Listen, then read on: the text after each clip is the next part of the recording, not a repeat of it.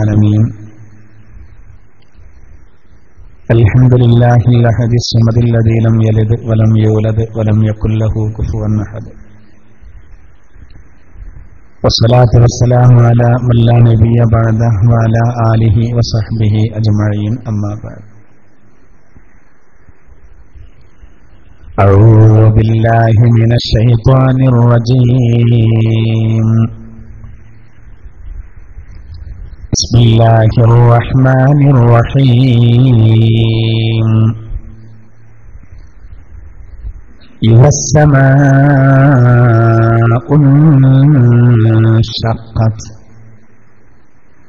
وأذنت لربها وحقت وإذا الأرض مدت وألقت ما فيها وتخلت وأذنت لربها وحقت يا أيها الإنسان إنك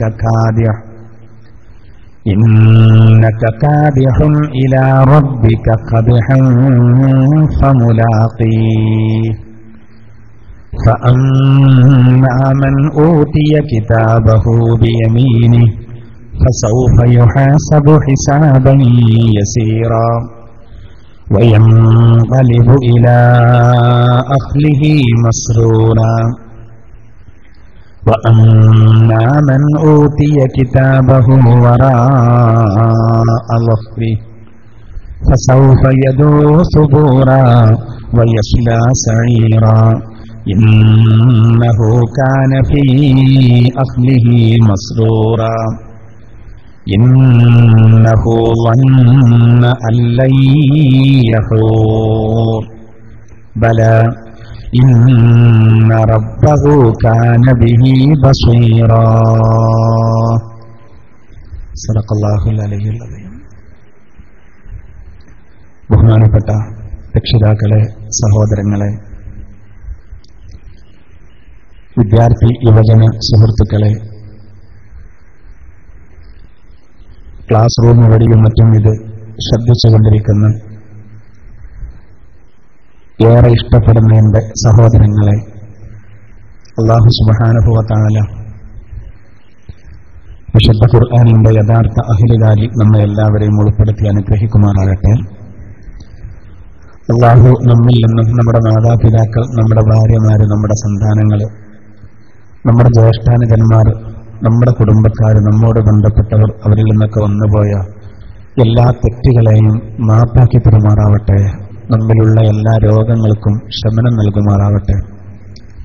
രോഗങ്ങളെ കൊണ്ടും മറ്റും പ്രയാസപ്പെടുന്ന അനവധി ആളുകളുണ്ട്. അല്ലാഹു സുബ്ഹാനഹു വ തആല അവരുടെയൊക്കെ രോഗങ്ങൾക്ക് പരിപൂർണ്ണ ശിഫ നൽകുമാറാവട്ടെ. അഭിമാനത്തോടുകൂടെ ജീവിക്കുവാനും പരിപൂർണ്ണ ഹിദായത്തിലായി ഈമാനിലായി മരിക്കുവാനും സർവശക്തനായ അല്ലാഹു നമുക്കെല്ലാവർക്കും ഭാഗ്യം നൽകുമാറാവട്ടെ. ആമീൻ. ഒരു പുതിയ സൂറത്തിന്റെ വിശദീകരണം ഇന്ന് നമ്മൾ തുടങ്ങി വെക്കുകയാണ്. അൽ ഇൻഷിഖാഖ് സൂറ. 25 ആയത്തുകളുള്ള ഈ സൂറത്തിലെ ആദ്യത്തെ 15 ആയത്തുകളാണ് ഇന്ന് നമ്മൾ വിശദീകരിക്കുന്നത്. ഈ സൂറത്തിലെ മർമ്മപ്രധാനമായ ഭാഗമാണ് ഈ സൂറത്തിലെ 6ാമത് വചനം. യാ അയ്യുഹൽ ഇൻസാനു ഇന്നക കാദിഹുൻ ഇലാ റബ്ബിക കദ്ഹൻ ഫമുലാഖിയ.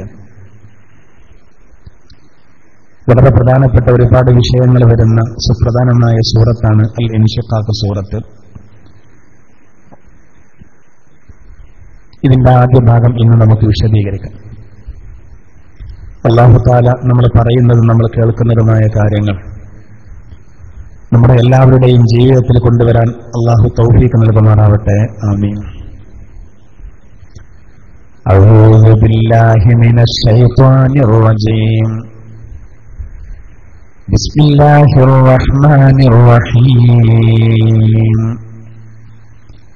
ഇദാ السماء انشقت وأذنت لربها وحقت وإذا الأرض مدت وألقت ما فيها وتخلت وأذنت لربها وحقت. ഈ സൂറത്തിന്റെ ആദ്യ ഭാഗം ഇതാണ്. ഇദസ്സമാഉ ഇൻഷഖ്ഖത്, ആകാശം പൊട്ടിപ്പിളർന്നാൽ, വഅദിനത് ലിറബ്ബിഹാ വഹുഖത്, ആകാശം അതിന്റെ രക്ഷിതാവിന് കീഴൊതുങ്ങി. അങ്ങനെ കീഴൊതുങ്ങൽ അതിന്റെ ബാധ്യതയാക്കപ്പെട്ടിരിക്കുന്നു.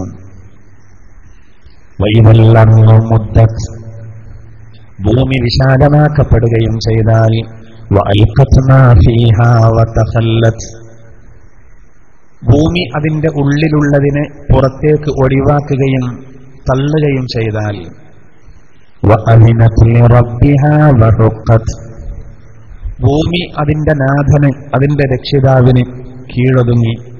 അങ്ങനെ കീഴൊതുങ്ങൽ അതിന്റെ ബാധ്യതയാക്കപ്പെട്ടിരിക്കുന്നു.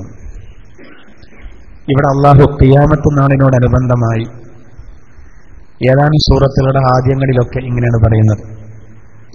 ഖിയാമത്ത് നാളിനോട് അനുബന്ധമായി നടക്കുന്ന കാര്യങ്ങളാണ് ആദ്യം അള്ളാഹു താല പറയുന്നത്. ആകാശം പൊട്ടിപ്പിളരും. കഴിഞ്ഞ സൂറത്തുൽ ബുറൂജിൽ ഭ്രമണപഥങ്ങളുള്ള ആകാശത്തെ തന്നെ സത്യമെന്ന് പറഞ്ഞിട്ടാണ് ആ സൂറത്ത് തുടങ്ങിയത്. ഇവിടെ അള്ളാഹു ഒരു നിശ്ചിത അവധി കഴിയുമ്പോൾ ആകാശത്തെ അള്ളാഹു തകർക്കും. അതിനെ സംബന്ധിച്ചാണ് അള്ളാഹു പറയുന്നത്. എന്നിട്ട് അള്ളാഹു പറയുന്നത് ആകാശം അള്ളാഹ്ക്ക് കീഴൊതുങ്ങി. വഅദിനത് ലിറബ്ബിഹാ വഹുഖത്, അത് അതിന്റെ രക്ഷിതാവിന് കീഴൊതുങ്ങി. കീഴൊതുങ്ങൽ അതിന്റെ ബാധ്യതയാക്കപ്പെട്ടിരിക്കുന്നു. അതായത് ആകാശം പൂർണ്ണമായി അള്ളാഹനെ അനുസരിക്കുമെന്നർത്ഥം. പിന്നെ പറയുന്നത് വഇദൽ അർളു മുദ്ദത്, ഭൂമി വിശാലമാക്കപ്പെടുകയും ചെയ്താൽ, ഈ ഭൂമിയിലുള്ള ഭീമാകാരമായ പർവ്വതങ്ങളും അതുപോലെ നമ്മൾ ഉണ്ടാക്കി വെക്കുന്ന കെട്ടിടങ്ങളും ടവറുകളും ബുർജുകളും എല്ലാം തകർത്ത് തരിപ്പണമാക്കുന്നൊരു ടൈം വരാണ്ട് അങ്ങനെ സമനിരപ്പാവും ആക്കും. അപ്പൊ വിശാലമായതുപോലെ തോന്നും. ഒരുപാട് അർത്ഥങ്ങൾ അതിനുണ്ട്. ഒരു 10 സെന്റ് സ്ഥലം കാട് മൂടി കിടക്കുന്ന സ്ഥലം ഒരു JCB കൊടുന്ന് നിരത്തി ലെവലാക്കി, അപ്പൊ നമുക്ക് തോന്നും ഒരു വീട് കയറ്റാൻ ഇഷ്ടംപോലെ സ്ഥലമുണ്ട്. അതേ സ്ഥലം അലങ്കോലപ്പെട്ട് കിടക്കുമ്പോൾ നമുക്ക് എങ്ങനെ അതിലൊരു വീട് കയറ്റുമെന്ന് തോന്നും. ഉള്ളത് നിരത്തി വച്ചാൽ വിശാലമായതുപോലെ തോന്നും. ഭൂമി അള്ളാഹു സമനിരപ്പാക്കും. അതിനെ സംബന്ധിച്ചാണ് പറയുന്നത് വഇദൽ അർളു മുദ്ദത് വഅൽഖത് മാ ഫീഹാ വതഖല്ലത്, ഏതുപോലെ വഅഖ്റജത്തിൽ അർളു അസ്ഖാലഹാ, ഭൂമി അതിന്റെ ഭാരങ്ങളെ പുറത്തേക്ക് തള്ളുമെന്ന് പറഞ്ഞതുപോലെ അതേ അർത്ഥം തന്നെയാണ്. ഭൂമി അതിന്റെ ഉള്ളിലുള്ളതിനെ പുറത്തേക്ക് ഒഴിവാക്കും. 2 നിലക്കാണ്.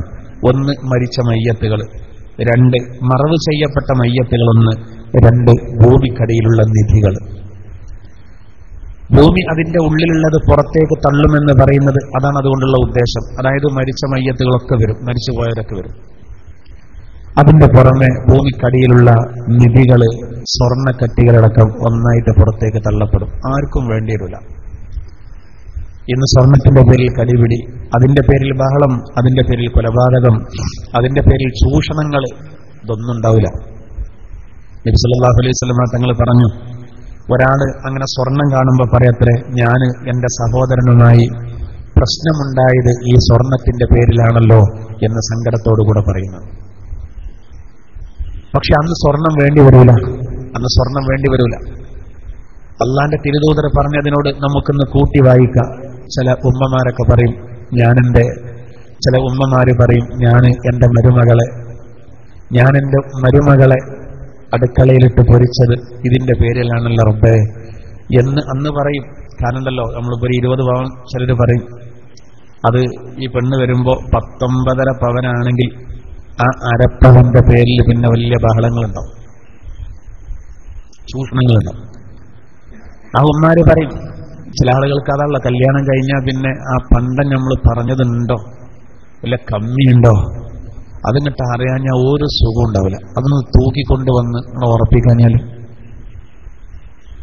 ജീവിതത്തിലൊരു സമാധാനം അവർക്കുണ്ടാവില്ല. അവരൊക്കെ ഈ ഘട്ടത്തിൽ ഖേദിക്കുമെന്നാണ്. എല്ലാവരും ഖേദിക്കും. ഭൂമി അതിന്റെ ഉള്ളിലുള്ള മയ്യത്തുകളെയും നിധികളെയും പുറത്തേക്ക് തള്ളും. അള്ളാഹു പറയുന്നത് അത് അതിന്റെ റബ്ബിന് കീഴടങ്ങി, അങ്ങനെ കീഴടങ്ങല് അതിന് ബാധ്യതയാക്കപ്പെട്ടിരിക്കുന്നു. ഇത് വിശുദ്ധ ഖുർആനിൽ തന്നെ അള്ളാഹു വേറെയും ചില സ്ഥലങ്ങളിലൂടെ ഇതിനെപ്പറ്റി പറയുന്നുണ്ട്. അതായത് ആകാശം ഭൂമിയും അള്ളാഹ്ക്ക് പരിപൂർണമായിട്ട് കീഴടങ്ങുമെന്നാണ്. വിശുദ്ധ ഖുർആനിൽ തന്നെ ഫുസ്സിലത്ത് സൂറത്തിൽ അള്ളാഹു ഇങ്ങനെ ഒരു പരാമർശം നടത്തുന്നുണ്ട്. ബിസ്മില്ലാഹിർ റഹ്മാനിർ റഹീം ثم استوى إلى السماء وهي دخان فقال لها وللأرض ائتيا طوعا أو كرها قالتا أتينا طائعين. ആകാശങ്ങളെ ഭൂമിയെ സൃഷ്ടിച്ചതിന്റെ ശേഷം അള്ളാഹു ആകാശങ്ങളെയും ഭൂമിയെയും വിളിച്ച ഒരു സംഗതി ഖുർആൻ പറയാണ്. فقال لها وللأرض ائتيا طوعا أو كرها. ആകാശങ്ങളോടും ഭൂമിയോടും അള്ളാഹു പറഞ്ഞു, എന്ത്?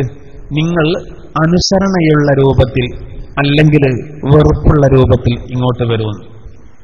ഒന്നുകിൽ പറഞ്ഞ് നല്ല അനുസരണയോടെ വരി, അല്ലെങ്കിൽ കൂടാതെ കഴിയാത്തത് കൊണ്ട് ഒരു ഇടങ്ങാറായി പ്രയാസപ്പെട്ടൊരു വരവുണ്ട്, രണ്ടാലൊരു വരവ് വരികയാണ്.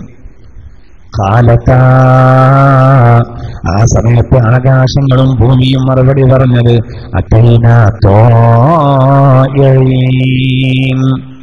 നാദാ, ഞങ്ങൾ അനുസരണയുള്ള രൂപത്തിൽ ഇതാ വരുന്നു. ആകാശം ഭൂമിയും പറഞ്ഞു. അതായത് ആകാശം ഭൂമിയും അള്ളാഹ്ക്ക് പരിപൂർണമായിട്ടും കീഴടങ്ങി. നമ്മളിപ്പോ വാപ്പ മകനോടൊരു കാര്യം പറയുമ്പോൾ നല്ല തൃപ്തിയോടുകൂടെ അത് ചെയ്യുന്ന മക്കളും ഉണ്ടാവും, കൂടാതെ കൈയായിട്ട് പ്രാഗി പറഞ്ഞ് ഒരുപാട് പഠിച്ച് വെറുപ്പോടുകൂടെ അങ്ങനെ പറഞ്ഞാൽ കേൾക്കുന്ന മക്കളുണ്ട്. രണ്ടും വ്യത്യാസമുണ്ട്. എന്നാൽ അള്ളാഹു തആല ആകാശങ്ങളെയും ഭൂമിയെയും വിളിച്ചപ്പോ നിങ്ങൾ രണ്ടാല് രൂപത്തിൽ വരൂ എന്ന് പറഞ്ഞപ്പോ ഒന്നുകിൽ അനുസരണയുള്ള രൂപത്തിൽ അല്ലെങ്കിൽ വെറുപ്പുള്ള രൂപത്തിൽ. ഇല്ല റബ്ബേ നാദാ, അവർ പറഞ്ഞു അത്തൈനാ ത്വാഇഈൻ, ഞങ്ങളിതാ അനുസരണയുള്ള രൂപത്തിൽ തന്നെ വരുന്നു എന്ന് ആകാശങ്ങളും ഭൂമിയും പറഞ്ഞത് അള്ളാഹു തന്നെ ഫുസ്സിലത്ത് സൂറത്തിൽ ഹാമീം സജദയിൽ എടുത്തു ധരിക്കുന്നുണ്ട്. ഇനി ഈ ആകാശങ്ങളും ഭൂമിയും അള്ളാഹു തആല തകർത്ത് കളയും ഖിയാമത്ത് നാളിനോടനുബന്ധിച്ച്. അപ്പോ ആകാശങ്ങളും ഭൂമിയും മടി കാണിക്കോ?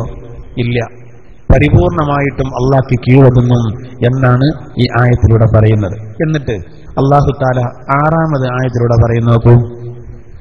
യാ അയ്യുഹൽ ഇൻസാൻ ഇന്നക കാദിഹുൻ ഇലാ റബ്ബിക കദ്ഹൻ ഫമുലാഖീഹ്.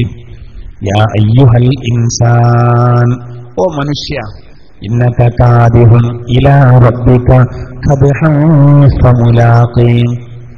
നിന്റെ രക്ഷിതാവിനെ കണ്ടുമുട്ടുന്നതുവരെ നീ അധ്വാനിക്കുന്നവനായിരിക്കും, ആ അധ്വാന ഫലത്തെ കണ്ടുമുട്ടുക തന്നെ ചെയ്യും. ഓ മനുഷ്യ, ഇന്നക കാദിഹുൻ ഇലാ റബ്ബിക കദ്ഹ. അല്ലാഹു പറയുന്നത് നിന്റെ രക്ഷിതാവിനെ നാഥനെ കണ്ടുമുട്ടുന്നത് വരെ പലവിധ അധ്വാനത്തിലായിരിക്കും, ആ അധ്വാന ഫലത്തെ കണ്ടുമുട്ടുക തന്നെ ചെയ്യും. അല്ലെങ്കിൽ ഫമുലാഖീഹ്, അള്ളാഹുവിനെ നീ കണ്ടുമുട്ടും, അങ്ങനെ അർത്ഥമുണ്ട്. നോക്കൂ, മനുഷ്യന്റെ തുടക്കം മുതൽ ഒടുക്കം വരെ മനുഷ്യൻ എന്തെങ്കിലുമായിട്ട് സജീവായിരിക്കും. ജീവിതത്തിൽ ഒരുപാട് കാര്യങ്ങൾ, അത് അവന്റെ മതത്തിന് അനുകൂലമായതും പ്രതികൂലമായതും ഒക്കെ മനുഷ്യന്മാർ ചെയ്യുന്നുണ്ട്. നല്ല കാര്യങ്ങൾ ചെയ്യും, അതിൽ അധ്വാനിക്കും. ചില ആളുകൾ ചീത്ത കാര്യങ്ങൾ ചെയ്യും, അതിൽ അധ്വാനിക്കും. എങ്ങനെങ്കിലൊക്കെ ജീവിക്കണം എന്നുള്ള ആളുകൾ, നാളെ പരലോകത്തെപ്പറ്റി ചിന്തയില്ലാത്തവർ, എന്നാൽ ചിന്തയുള്ളവർ, അവർ പരമാവധി നന്മ കനം കൂട്ടാൻ നോക്കും. ഇതാണ് അള്ളാഹു പറയുന്നത്. നിങ്ങൾ ഏതെങ്കിലും അർത്ഥത്തിൽ പ്രവർത്തിക്കുന്നവരാ, എന്തെങ്കിലും പ്രവർത്തിക്കും. ഈ പ്രവർത്തന ഫലത്തെ എന്തായിരുന്നാലും കണ്ടുമുട്ടുന്ന ഒന്നും ഒഴിവായി പോകില്ല. അതാണ് ശേഷം പറയുന്നത്. ഇവിടെ നമ്മൾ പ്രവർത്തിച്ചതിനനുസരിച്ച് അത് നമ്മുടെ കർമ്മരേഖയിൽ രേഖപ്പെടുത്തപ്പെട്ട് ആ കർമ്മരേഖ മുഅ്മിനീങ്ങൾക്ക് വലത് കൈയിലും അല്ലാത്തവർക്ക് ഇടത് കൈയിലും ലഭിക്കും. ഇതിനെപ്പറ്റിയാണ് അള്ളാഹു തുടർന്ന് പറയുന്നത്. ഇവിടെ ഈ ആയത്തിൽ പറഞ്ഞത് നമ്മൾ വളരെയധികം ശ്രദ്ധിക്കണം. മനുഷ്യാനി രക്ഷിതാവിനെ കണ്ടുമുട്ടുന്നത് വരെ അധ്വാനത്തിലാണ്, ആ അധ്വാന ഫലത്തെ കണ്ടുമുട്ടുക തന്നെ ചെയ്യും. രക്ഷിതാവിനെ കണ്ടുമുട്ടുക എന്നുള്ളതുകൊണ്ടുള്ള ഉദ്ദേശം മരണമാണ്. മരണമാണ് അതുകൊണ്ടുള്ള ഉദ്ദേശം. മരണത്തോടുകൂടെ ആരും കണ്ടുമുട്ടല്ലേ, ബർസഖിയായ ലോകം, ആ ലോകത്തോടൊപ്പം ബന്ധപ്പെടാണ്. അതിപ്പോ നമുക്ക് എല്ലാവർക്കും വരാനുള്ളൊരു സംഗതിയാണ്. പക്ഷെ അതിനെപ്പറ്റി ആളുകൾക്ക് പൊതുവെ ഒരു ചിന്തല്ല. മരിക്കണമല്ലോ എന്നുള്ള ഒരു ചിന്ത.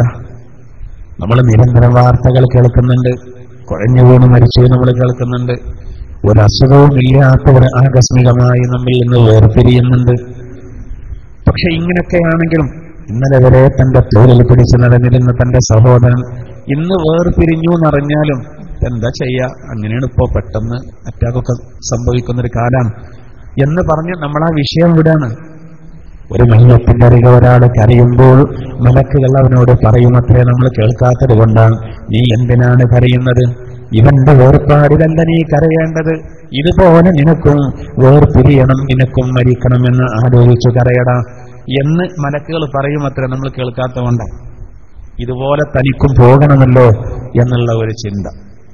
അടുത്ത ഷഅബാനിൽ, അടുത്ത ബറാഅത്ത് രാവിൽ, അടുത്ത ലൈലത്തുൽ ഖദ്റിൽ, അടുത്ത റമദാനിൽ, അടുത്ത ചെറിയ പെരുന്നാൾക്ക് ആരൊക്കെ ഉണ്ടാവും? ഒന്ന് കഴിഞ്ഞാൽ അത് കഴിഞ്ഞു, അത്രേ ഉള്ളൂ. അടുത്തതിന് ആരൊക്കെ ഉണ്ടാവുമെന്ന് പറയാൻ കഴിയൂല സഹോദര. ചിലപ്പോൾ ഈ പെരുന്നാൾക്ക് നമ്മുടെ കുട്ടികൾക്ക് ഡ്രസ്സുമായിട്ട് വന്നിട്ടുണ്ടാവും. അടുത്ത പെരുന്നാൾക്ക് ഒരു പക്ഷേ നമ്മുടെ കുട്ടികൾ വിഷമത്തിലാവും, ബാപ്പ മരിച്ചുപോയി, ഒരു പാവപ്പെട്ട പെണ്ണ് വിധവയായി, കഴിഞ്ഞ പെരുന്നാൾക്ക് ഭർത്താവ് മാംസവുമായി വന്നതാ. അതെങ്ങനെ ആലോചിക്കും? അന്ന് തന്റെ കൂടെ ഇരുന്ന മാംസം വെട്ടിത്തന്ന് സഹായിച്ച ഭർത്താവ് ചെറുപ്പത്തിലെ വിധവായി, ആ ഭർത്താവ് പോയി, ഇപ്പൊ ഈ പെരുന്നാൾക്ക് ആ ഭർത്താവില്ല. ആ പെണ്ണിന്റെ ദുഃഖം ആലോചിച്ചു നോക്കൂ, ഇങ്ങനെയൊക്കെ സംഭവിക്കുന്നില്ലേ? അപ്പൊ റബ്ബിനെ കണ്ടുമുട്ടുന്നത് വരെ എന്ന് പറഞ്ഞാൽ അതുകൊണ്ട് ഉദ്ദേശം മരിക്കുന്നത് വരെ എന്നാണ്. അതുവരെ പലജാതി അധ്വാനത്തിലാ. ഇനി മറ്റൊരു കടമ്പ, ഇനി ഒരുപാട് കാര്യങ്ങൾ വേറെ വരാണ്ട്. അതിന് രക്ഷപ്പെടണം, അതിനാണ് പ്രവർത്തനം. സഹോദര, നമ്മുടെ പ്രവർത്തനങ്ങൾ നമ്മൾ നന്നാക്കിയാൽ നമ്മുടെ അന്ത്യം നന്നാവും. ആഖിബത്ത് നന്നാകണമെങ്കിൽ നമ്മുടെ പ്രവർത്തനം നന്നാകണം. നമ്മുടെ കയ്യിലിരിപ്പ് എങ്ങനെയാണ് അതിനനുസരിച്ചാണ് നമ്മുടെ മരണം വരിക എന്നുള്ളത്. അപ്പൊ നമ്മുടെ കയ്യിലിരിപ്പ് നന്നാകണം. അപ്പൊ നമ്മുടെ അധ്വാനം നല്ല രൂപത്തിലാകണം. അതിന് ഓരോ സമയങ്ങളും നമ്മൾ ഉപയോഗപ്പെടുത്തണം. പാലക്കാട് സയ്യിദ് ഹൈദരലി ശിഹാബ് തങ്ങളും ചെറുശ്ശേരി ഉസ്താദും അടക്കം നമ്മുടെ ഖാലിമാരൊക്കെ ഉറപ്പിച്ചു, ഈ വരുന്ന 2-ാം തീയതി ബറാഅത്ത് ദിനമാണ്. അധ്വാനിക്കാൻ പറ്റിയൊരു ടൈം വരാൻ പോകും. ഏതെങ്കിലും കർഷകരൊക്കെ ആത്മഹത്യ ചെയ്താൽ, ഇനിയും കടക്കണിയിൽപ്പെട്ട കർഷകർ ആത്മഹത്യക്ക് സാധ്യത ഉണ്ടെങ്കിൽ അവരുടെ കടങ്ങളൊക്കെ എഴുതി തള്ളുന്നൊരു ഏർപ്പാടുണ്ട്. ചില രാജ്യങ്ങളിൽ രാജ്യം ഭരിക്കുന്ന ഭരണാധികാരികളുടെ ജന്മദിനം വരുമ്പോ ജയിലിലുള്ള ആളുകൾക്ക് പൊതുമാപ്പ് നൽകാറുണ്ട്. എന്നതുപോലെ സഹോദര, വർഷത്തിലൊരു രാവ്, വർഷത്തിലൊരു രാത്രി ഒരു സ്പെഷ്യൽ കോട്ടയുണ്ട്. അനേകായിരം കോടി മനുഷ്യർക്ക് അല്ലാഹു പുറത്തു കൊടുക്കും. അതാണ് ബറാഅത്ത് രാവ്. ശരിക്കും അധ്വാനിക്കേണ്ട ടൈമാണ്. അതായത് മോമിനീങ്ങൾ ഓരോ അവസരങ്ങൾ ശരിക്കും ഉപയോഗപ്പെടുത്തണം. നമുക്ക് പറ്റിയൊരു ടൈം വരാൻ പോവാണ് ഈ വരുന്ന ചൊവ്വാഴ്ച. സൂര്യൻ അസ്തമിക്കലോടുകൂടി അതിപ്രധാനപ്പെട്ട ഒരു രാത്രിയിലേക്ക് നമ്മൾ പ്രവേശിക്കുകയാണ്. അതിനാണ് ലൈലത്തുൽ ബറാഅ എന്ന് പറയുന്നത്. അതിന് ലൈലത്തുൽ മുബാറക എന്ന് ഖുർആൻ പ്രയോഗിച്ച സൂറത്തുൽ ദുഹാനിൽ അനുഗ്രഹീത രാവ്. അതിന് ലൈലത്തുൽ റഹ്മ എന്ന പേരുണ്ട്, കാരുണ്യത്തിന്റെ രാവ്. അതിന് ലൈലത്തുൽ തക്ഫീർ എന്ന പേരുണ്ട്, ദോഷം പൊറുക്കുന്ന രാത്രി. അതിന് ലൈലത്തുൽ ഖിസ്മ എന്ന പേരുണ്ട്, അള്ളാഹു ഓഹരി വെക്കുന്ന രാവ്. അതിന് ലൈലത്തുൽ സ്വഖ് എന്ന പേരുണ്ട്, രേഖപ്പെടുത്തുന്ന രാവ്. ഇങ്ങനെ അനവധി പേരുകളിൽ അറിയപ്പെടുന്ന അതിവിശിഷ്ടമായ ഒരു രാവ് ലൈലത്തുൽ തഖ്ദീർ എന്ന് പറയും, കണക്കാക്കുന്ന രാവ്. അങ്ങനെയുള്ള പ്രധാനപ്പെട്ട ഒരു രാവ് നമ്മിലേക്ക് വരുമ്പോൾ അന്നൊന്ന് അധ്വാനിക്കണം. റസൂലുള്ളാഹി സ്വല്ലല്ലാഹു അലൈഹി വസല്ലമ തങ്ങൾ ആയിഷ റളിയല്ലാഹു അൻഹയുടെ കൂടെയാണ് ഒരു ദിവസം. ആയിഷ റളിയല്ലാഹു അൻഹയുടെ കൂടെ ഓരോ ഭാര്യമാരെ അടുത്ത് ഓരോ ദിവസമാണ്. ആയിഷ ബീവിയുടെ ഊടമാണ്. അങ്ങനെ അവർ രണ്ടുപേരും കടന്നു. അർദ്ധരാത്രി കഴിഞ്ഞു. ആയിഷ റളിയല്ലാഹു അൻഹ ഞെട്ടി ഉണർന്നു. വിരിപ്പിൽ നോക്കുമ്പോൾ നബിയെ കൂടെ കിടക്കാൻ കാണുന്നില്ല. രാത്രി കിടക്കുമ്പോൾ തിരുദൂതരുണ്ടായിരുന്നു. പക്ഷേ അർദ്ധരാത്രിയിൽ എഴുന്നേറ്റ് നോക്കുമ്പോൾ റസൂലുള്ളാഹിനെ കാണാനില്ല. ആയിഷ റളിയല്ലാഹു അൻഹ കരുതി നബി വേറെ ഏതെങ്കിലും ഭാര്യമാരടുത്ത് പോയോ, ഞാൻ ഉറങ്ങിയതിന്റെ ശേഷം. നല്ല നിലാവുള്ള ആ രാത്രിയിൽ ആയിഷ റളിയല്ലാഹു അൻഹ പുറത്തിറങ്ങി, വസ്ത്രമൊക്കെ ഒന്ന് ശരിക്കും കൊടുത്തിട്ട് പുറത്തിറങ്ങി. പുറത്തിറങ്ങിയിട്ട് ആയിഷ റളിയല്ലാഹു അൻഹ ഇങ്ങനെ നോക്കി. ഇന്ന് അള്ളാന്റെ തിരുദൂതർ അന്ത്യവിശ്രമം കൊള്ളുന്ന ഹുജറത്തു ഷരീഫ എന്ന് പറയുന്ന പുണ്യം നിറഞ്ഞ സ്ഥലമുണ്ടല്ലോ, അവിടെയാണ് അന്ന് ആയിഷ ബീവിയും നബിയും കിടന്നിരുന്നത്. ആയിഷ റളിയല്ലാഹു അൻഹ പുറത്തിറങ്ങിയിട്ട് ഇങ്ങനെ നോക്കി. നേരെ കണ്ടുപോയത് ജന്നത്തുൽ ബഖയിലേക്കാ. നല്ല നിലാവുള്ള രാത്രിയായതുകൊണ്ട് തെളിഞ്ഞു കണ്ടു അള്ളാന്റെ തിരുദൂതരുണ്ട് ജന്നത്തുൽ ബഖയിൽ ദുആ ചെയ്യുന്നു. ജന്നത്തുൽ ബഖയിൽ ദുആ ചെയ്യാണ് 10,000-കണക്കിന് സ്വഹാബിമാര് അന്ത്യവിശ്രമം കൊള്ളുന്ന ഇടാണത്. ഇന്നും സൗദി ഭരണകൂടം കൂറ്റന് മതില് കെട്ടിയിട്ട് അത് വേർതിരിച്ചു വെച്ചിരിക്കുകയാണ്. പ്രധാനപ്പെട്ട സ്വഹാബിമാര് കിടക്കുന്ന സ്ഥലത്തൊക്കെ പട്ടാളക്കാർ കുറച്ച് കൂടുതലുണ്ടാവും. തോക്കും വെടിയൊക്കെ ഏറ്റു. അറിയുന്ന ആളുകൾ ആ കബറിനെ തന്നെ കൂടും എന്ന് കരുതിയതുകൊണ്ടാണ്. എന്തായിരുന്നാലും സഹോദര, ഇന്നത്തെ പോലെ വിപുലമായ സംവിധാനങ്ങളൊന്നും അന്ന് ഇല്ലായിരുന്നുവെങ്കിലും മസ്ജിദ് നബവിയുടെ പുറത്തിറങ്ങിയ ആയിഷ റളിയല്ലാഹു അൻഹ ആ ജന്നത്തുൽ ബഖയിലേക്ക് നോക്കുമ്പോൾ റസൂൽ ഇങ്ങനെ ദുആ ചെയ്യാണ്.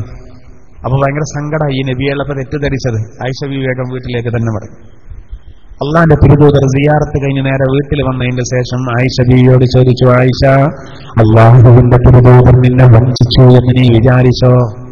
ആയിഷ ബീവിയുടെ വരവും തിരിച്ചു പോക്കും നബി കണ്ടതാ. നബി കാര്യങ്ങൾ മനസ്സിലാക്കി. എന്നിട്ട് ആയിഷ ബീവിയോട് ചോദിച്ചു, ആയിഷ, ഈ രാത്രി ഏതാണെന്ന് നിനക്കറിയുമോ? ഇത് ശഅബാൻ 15-ന്റെ രാവാണ്. കൽബ് ഗോത്രക്കാരുടെ ആടുകളുടെ ശരീരത്തിലുള്ള രോമങ്ങളുടെ എണ്ണമനുസരിച്ച് ഭൂമിയിലുള്ള ആളുകൾക്ക് പുറത്തു കൊടുക്കുന്ന രാവാണ് ആയിഷ. ഇത് കൽബ് ഗോത്രം എന്ന് പറയുന്നത് അറേബ്യയിലെ ഒരു പ്രമുഖ ഗോത്രമാണ്. അവരുടെ പ്രത്യേകത എന്താ വെച്ചാൽ അവരൊക്കെ ഈ ആടുകളെ നോക്കുന്നവരാണ്. ഒരു വീട്ടിൽ തന്നെ ഒരുപാട് ആടുകൾ ഉണ്ടാവും. ഒരാടിന്റെ ശരീരത്തിൽ തന്നെ 10,000-കണക്കിന് രോമങ്ങൾ ഉണ്ടാവും. അപ്പൊ മൊത്തം ആടുകളുടെ ശരീരത്തിൽ അനേകം കോടി രോമങ്ങൾ ഉണ്ടാവും. അത് ധാരാളിത്തം അറിയിക്കാൻ വേണ്ടിയാണ് കൊല്ലത്തിൽ ഒരു രാവ് അള്ളാഹു അതിന് നീക്കി വെച്ചിരിക്കാം. കൊല്ലത്തിലൊരു രാവ്. ഇന്നലെ വൈകുന്നേരം എൻ്റെ വീട്ടിൽ 2 സഹോദരങ്ങൾ ചെറുപ്പക്കാർ വന്നിട്ട് എന്നോട് ചോദിച്ചു, നിങ്ങൾ സാധാരണഗതിയിൽ സ്വർണം എവിടെ നിന്നാണ് വാങ്ങാറെന്ന് ചോദിച്ചു. അപ്പോ ഞാൻ അവരോട് പറഞ്ഞു, സ്വർണ്ണല്ലേ, എനിക്കെന്റെ മനസ്സിൽ വന്നത് പൂളക്കിഴങ്ങൊക്കെ ആണെങ്കിൽ എപ്പോഴും വാങ്ങുന്നൊരു സാധനമാണ്. സ്വർണം എന്ന് പറഞ്ഞപ്പോൾ നമ്മൾ അങ്ങനെ എല്ലാ ദിവസവും പോയി വാങ്ങുന്ന ഒരു സാധനമല്ല. ഞാൻ പറഞ്ഞു, അങ്ങനെ ഒരു നിശ്ചിത ജ്വല്ലറിയൊന്നും അങ്ങനെ കണക്കൊന്നുമില്ല, എപ്പോഴെങ്കിലും ഇപ്പോൾ ഒരു 40 മുതലൊക്കെ വാങ്ങുമ്പോൾ അതിനിപ്പോ. അപ്പൊ അദ്ദേഹം പറഞ്ഞു, എന്നാൽ ഇനി നിങ്ങൾ വരുമ്പോ ഡാഷ് ജ്വല്ലറിയിലേക്ക് വരണം, ഒരുപാട് ഓഫറുകളുണ്ട് എന്ന് പറഞ്ഞ് അതിന്റെ കണക്കൊക്കെ പറഞ്ഞു. നമ്മളിപ്പോൾ അതത്ര കണക്കിലെടുത്തിട്ടില്ല, അയിമ കൂടുതലില്ല. എന്നാൽ അതേ സമയത്ത് ചില സ്ത്രീകൾ, ചില സഹോദരങ്ങൾ അത് വിടൂല. എന്തെങ്കിലും ആനുകൂല്യം ഉണ്ടെങ്കിൽ അത് എന്തായിരുന്നാലും കിട്ടണം. ഒരു കൂപ്പണൊക്കെ കൊടുക്കുന്നുണ്ടെങ്കിൽ എല്ലാവർക്കും അറിയാം ഈ കാര്യങ്ങൾ. എല്ലാവരും അവിടെ പോകും. ആദായക്കോൾ എന്നുള്ള ബോർഡ് വെച്ചാൽ എന്തൊരു തിരക്കായിരിക്കും. 150 ഉറുപ്പ്യന്റെ ഒരു മാക്സി 50 ഉറുപ്പ്യക്ക് എന്നുള്ള ഒരു ബോർഡ് വെച്ച് കഴിഞ്ഞാൽ അവിടെ ഭയങ്കര തിരക്കായിരിക്കും. ആ മെസ്സേജ് ഇങ്ങനെ പോകും. കണ്ട സ്ത്രീകൾ, വാങ്ങിയ സ്ത്രീകൾ മറ്റുള്ളവർക്ക് ആ സന്ദേശം കൊടുക്കും. എന്നാൽ നാളെ പരലോകത്തേക്ക് വലിയൊരു ഓഫർ അള്ളാഹു നൽകുന്നുണ്ട്. അതാണ് യഥാർത്ഥത്തിൽ ശഅബാൻ 15-ന്റെ രാവ്. നട്ടപ്പാതിര സമയത്താണ് അള്ളാന്റെ തിരുദൂതർ സിയാറത്തിന് പോയത്. ചിന്തിക്കണം, അധ്വാനമുള്ളത്. നമുക്ക് നാളേക്ക് അധ്വാനിക്കാൻ പറ്റിയൊരു ടൈമാണ്. കുറഞ്ഞ ടൈം കൊണ്ട് ഒരുപാട് നേടിയെടുക്കാം. വാര അല്ലെങ്കിൽ മാന്ത എന്നൊക്കെ പറയാം. ഖുർആൻ പറയുന്നത് ബിസ്മില്ലാഹിർ റഹ്മാനിർ റഹീം ഹമീം വൽ കിതാബിൽ മുബീൻ ഇന്നാ അൻസൽനാഹു ഫീ ലൈലത്തിൻ മുബാറക ഇന്നാ കുന്നാ മുൻദിരീൻ. അല്ലാഹു ഖുർആനിൽ പറയുന്നത്, ദുഹാൻ സൂറയുടെ ആദ്യ ഭാഗത്ത് പറയുന്നത് ഹമീം വൽ കിതാബിൽ മുബീൻ, സ്പഷ്ടമായ ഗ്രന്ഥത്തെ തന്നെ സത്യം. ഇന്നാ അൻസൽനാഹു ഫീ ലൈലത്തിൻ മുബാറക, വിശുദ്ധ ഖുർആനിനെ ഒരു അനുഗ്രഹീത രാത്രിയിൽ നാം ഇറക്കി. അള്ളാഹു പറയാണ് ഖുർആനിനെ ഒരു അനുഗ്രഹീത രാത്രിയിൽ ഇറക്കിയെന്ന്.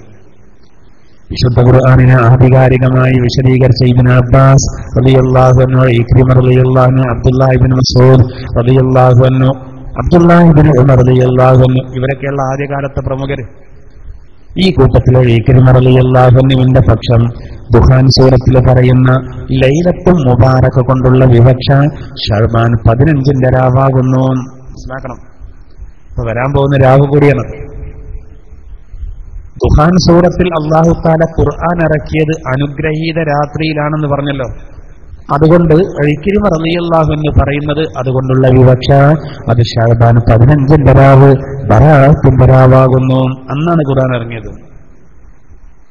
എന്നാൽ അൽ ബഖറയിൽ അല്ലാഹു പറഞ്ഞതോ ബിസ്മില്ലാഹിർ റഹ്മാനിർ റഹീം ശഹ്റു റമളാനല്ലദീ ഉൻസില ഫീഹിൽ ഖുർആൻ ഹുദൻ ലിന്നാസി വബയ്യിനാതിൻ മിനൽ ഹുദാ വൽ ഫുർഖാൻ.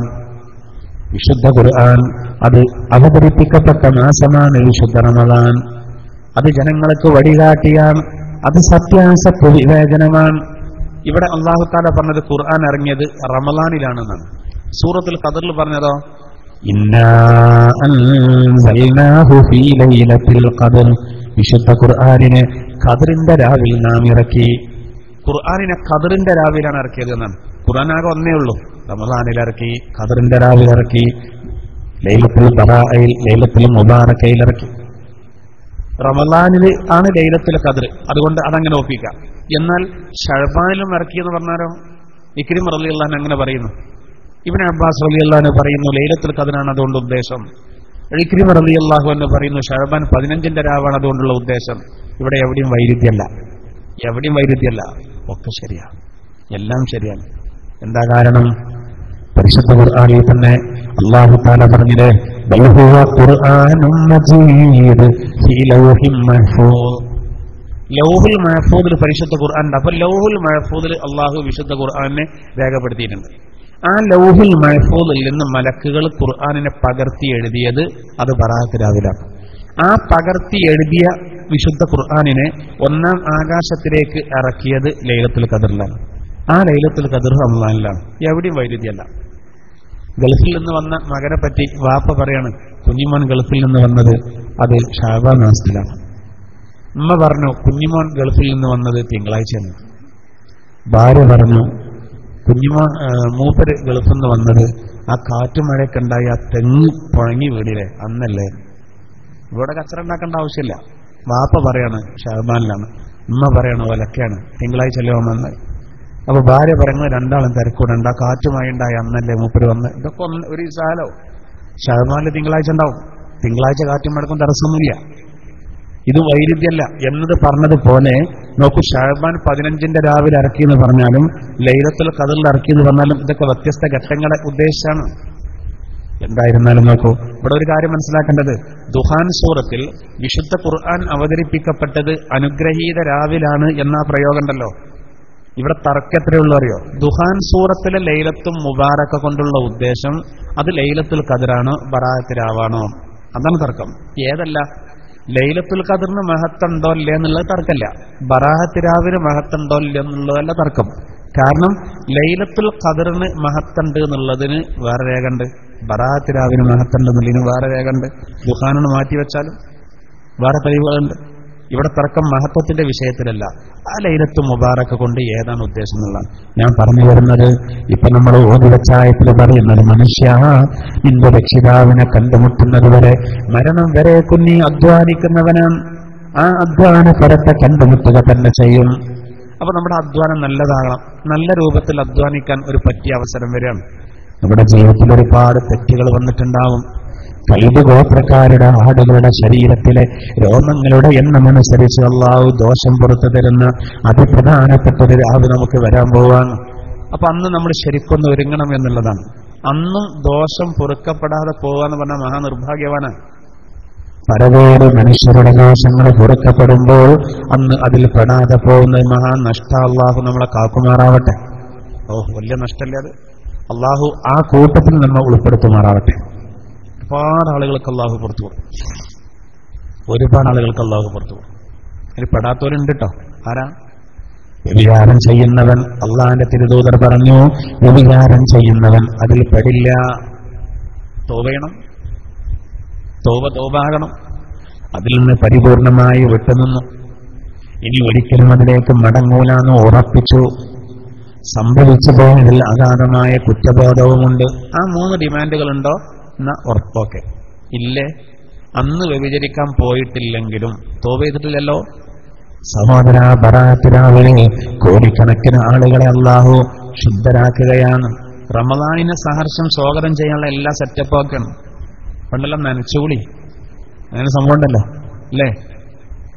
റമദാനൊക്കെ കഴുകി വൃത്തിയാക്കുമൊക്കെ. ചില മേശകളൊക്കെ മരാണെന്ന് അപ്പോഴാണ് നമുക്ക് തിരിയാം. അതുവരെ ഒരു കറുത്ത കളറായിരുന്നു. ഓട് വരെ കഴുകുന്ന വീട്ടുകാരുണ്ട് കൊല്ലത്തിലൊരിക്കൽ. സഹോദരന്മാരൊക്കെ ജനവാതിൽ നിന്ന് അങ്ങനെ പറ്റിപ്പിടിച്ചേക്കുന്നത് കാണാൻ നനച്ചുകൂളി. എന്നാൽ അതൊക്കെ ഓക്കെയാണ്. ഇനി വേറെ കുറച്ച് ശരിയാക്കാണ്ട്. അങ്ങനെ പറഞ്ഞിട്ടില്ലേ, ഹൃദയത്തിന്റെ മേലൊരു കറ വീഴും എന്ന് പറഞ്ഞിട്ടുണ്ട്. നമ്മളൊരു തെറ്റ് ചെയ്താൽ ഒരു പുള്ളി വീണമെന്നാണ്. വേറൊരു തെറ്റ് കൂടി ചെയ്താൽ 2ാമത്തെ പുള്ളി. അങ്ങനെ ആകെ കറുത്തു പോകും. ഇത് നിനക്ക് കഴിച്ചിലാണോ? പരിശുദ്ധ റമളാൻ വരുമ്പോൾ ഇല്ലാത്തൊരു വിശുദ്ധി. അതിനാണ് റമളാന്റെ ഒരു 2 ആഴ്ച മുമ്പ് ശഅബാൻ 15 തന്നിട്ട് അന്നത്തെ രാത്രി അല്ലാഹു തആല അവൻ ഉദ്ദേശിച്ച ആളുകൾക്കാണ് പുറത്തു കൊടുക്കാൻ. പക്ഷെ നമ്മൾ നിലപാട് ശരിയാക്കണം. റസൂലുള്ളാഹി തങ്ങൾ പറഞ്ഞത് വ്യഭിചാരികൾക്ക് രക്ഷയില്ല. അതുപോലെ അള്ളാന്റെ പുറതൂതർ പറഞ്ഞു, മദ്യപാനികൾ അവർക്ക് ബറാഅത്ത് രാവിന്റെ മഹത്വം ലഭിക്കില്ല. 3 അല്ല 30 യാസീൻ ഓതിയിട്ടും കാര്യമില്ല. മദ്യപാനിക്ക് അള്ളാഹു പുറത്തിറക്കില്ല. തൗബ ചെയ്യണം. ബറാഅത്ത് രാവിന്റെ അന്ന് അവന്റെ അമ്മ പറഞ്ഞു, എടാജി എന്നും കള്ളുടിച്ചാകുമ്പോ ഒന്ന് നല്ലൊരു ദിവസമാണ് രാണ്ടർതി ഇന്ന് മാറ്റി പോണ്ട. അപ്പൊ മനസ്സിൽ കരുതുന്നു ഇന്ന് പോകാനാവൂല. പക്ഷെ അള്ളാഹ് നാളെ നേരത്തെ തന്നെ വരും. പോയി തോവല്ലല്ലോ, അതുകൊണ്ട് കാര്യമില്ല. മദ്യത്തിലേക്ക് കടക്കാൻ പാടില്ല.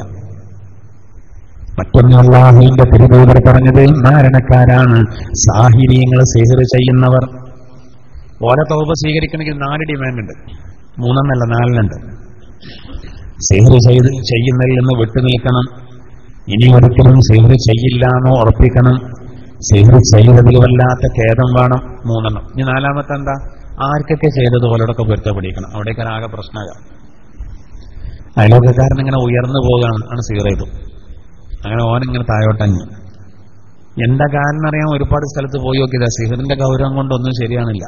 അതിന്റെ അടിയിൽ അപ്പന്റെ ചെല്ലല് ബറാഅത്ത് രാവിനെ വിചാരിച്ചിട്ട് നന്നാകാൻ പോവാ. അയലോക്കക്കാരനോട് പോയി പറയണം, സുഹൃത്തെ കുറെ കാലമായില്ലേ വിഷമം. അതെ, വിഷമം തുടങ്ങിയിട്ട് കുറെ കാലമായി. പിന്നെ ഞാൻ സിഹ്ർ ചെയ്തേന ബറാഅത്ത് രാവൊക്കെ അല്ലേ പൂർത്തിയാകണം എന്ന് പറഞ്ഞ പുറത്ത് കൊടുക്കും. അപ്പൊ തന്നെ അടിവാസം, വെള്ളം ചോദിക്കണം, ആകെ പ്രശ്നവും. സഹോദരാത് വലിയ പ്രശ്നം. ആളുകളോടുള്ള ഇടപാട് അത് തീരാൻ വലിയ പണിയായിരിക്കും. അള്ളാഹിനോടുള്ള ഇടപാട് വേഗം തീർക്കുക. ആരും കണ്ണുമോറ് നന്നാക്കണ്ട. മനുഷ്യന്മാരോട് വലിയ ഹക്കിടപാടുണ്ടെങ്കിൽ പ്രശ്ന. ഒരാൾ മറ്റൊരാൾക്ക് സിഹ്ർ ചെയ്താൽ ഓനോട് പറഞ്ഞ് തീർക്കന്നെ വേണം. അല്ലാതെ സുബൈന്റെ ശേഷം വരുന്നിട്ട് കാര്യമില്ല. ചിന്തിക്കണം, അത് അത്രയും ഗൗരവമുള്ള കാര്യമാണ്. ദൂതന്മാര് നബിക്ക് ചെയ്തു ആദ്യകാലത്ത്. സിഹ്ർ എന്ന് പറയുന്നത് യാഥാർത്ഥ്യമായതുകൊണ്ടാണ് അതിനെ പ്രതിരോധിക്കാൻ അല്ലാഹു 2 സൂറത്തിറക്കിയ സൂറത്തുൽ ഫലക്കും സൂറത്തുൽ നാസും. രോഗം ഉണ്ടായതുകൊണ്ടാണ് മരുന്നിറക്കിയത്. അപ്പൊ സിഹ്ർ ചെയ്യുന്ന ആളുകൾക്ക് ബറാഅത്ത് രാവിലെ മഹത്വമില്ല എന്നുള്ളതാണ്. ഓൽക്കല്ലെങ്കിൽ ഒരു മഹത്വമില്ല. ഓനൊക്കെ ഇടങ്ങേറായി മരിക്കും. ആരെയും പ്രയാസപ്പെടുത്താൻ പാടില്ല എന്നുള്ളതാണ്. മനുഷ്യന്മാരെ വല്ലാതെ ഇടങ്ങേറാക്കുന്ന ഒരു സംഗതിയാണ് സിഹ്ർ ചെയ്യൽ. അങ്ങനെ സംഗതി ഉണ്ടല്ലോ. അതിന് നടക്കുന്നവരുണ്ട്, അത് ചെയ്തു കൊടുക്കുന്നവരുണ്ട് പണത്തിന് വേണ്ടിയിട്ട്. 2 കൂട്ടരും കൊടുക്കും. ചെയ്യുന്നവരും ചെയ്യിക്കുന്നവരും. അങ്ങോട്ട് റൂട്ട് കാണിച്ചു കൊടുക്കുന്നവരും. അവിടെ പോയിക്കോ, അത് മടക്കിക്കളാ. ഇങ്ങോട്ട് ചെയ്താൽ പോലും മടക്കാൻ പറ്റാത്ത ഒന്നാണ്. എന്റെ മൂന്നൊക്കെ ഒരാൾ അടിച്ചു, മുഖത്ത് നന്നായി അടിച്ചു, എനിക്ക് അങ്ങോട്ടും എനിക്കാം. ഇസ്ലാമിന് തെറ്റില്ല. എന്നെ ഒരാൾ ചീത്ത പറഞ്ഞു, എനിക്ക് അങ്ങോട്ടും ചീത്ത പറയാം. ചീത്ത പറയാതിരിക്കാണ് നല്ലത്. എന്നാലും കറക്റ്റായിട്ട് അങ്ങോട്ടും പറയാം. എടാ ഹെംക എന്നാണ് എന്നെ, എന്താ ഹെംക എന്നാണ് ചോദിക്കാം. എന്റെ വാപ്പയേക്കാൾ ഹെംക എന്ന് പറയരുത്, വാപ്പ കൂടുതലാ. അത്രേ ഉള്ളൂ. എന്നാൽ ഇങ്ങോട്ട് സിഹ്ർ ചെയ്താൽ അങ്ങോട്ട് സിഹ്ർ ചെയ്യാൻ പറ്റില്ല. അത് മാത്രം ഇസ്ലാം അനുവദിച്ചിട്ടില്ല. തിരിച്ചടിക്കാൻ ഇത്രയും ഗൗരവമുള്ള കാര്യം. അതുകൊണ്ട് സഹോദര, സാഹിര്യങ്ങൾക്ക് ബറാഅത്ത് രാവിൽ ദോഷം പൊറുക്കപ്പെടില്ല. കള്ളും പെണ്ണും സിഹ്റും മാറ്റിയിരുത്തികളെ നമ്മളൊന്നും അതിന്റെ ആൾക്കാരല്ല. എന്നാ അധിക ആൾക്കാരും പെടുന്നൊരു മേഖല ഏതറിയോ? അള്ളാന്റെ തിരുദൂതർ പറഞ്ഞു, മാതാപിതാക്കളെ അവഗണിക്കുന്ന ആളുകൾ അവർക്ക് ബറാഅത്ത് രാവിൽ മഹത്വമില്ല. മാതാപിതാക്കളെ വെറുപ്പിക്കുന്നവർക്ക് എന്തില്ല? ബറാഅത്ത് രാവിലെ ദോഷം പൊറുക്കൂല എന്നാണ്. മാതാപിതാക്കളെ പരിഗണിക്കണം, നല്ലോണം പരിഗണിക്കണം. അവരോട് നല്ല നയത്തിൽ സംസാരിക്കണം. കയർക്കരുത്. സുഖല്ലാതെ കിടക്കുന്ന വാപ്പനോട് നിങ്ങൾ മരുന്ന് കുടിച്ചാ എന്നിന്റെ ഒരു കനത്തിലൊരു ചോദ്യമുണ്ട് ചില ആൾക്കാർ. ചോദിക്കാൻ പാടില്ല, മയത്തിൽ ചോദിക്കണം, നല്ല രൂപത്തിൽ.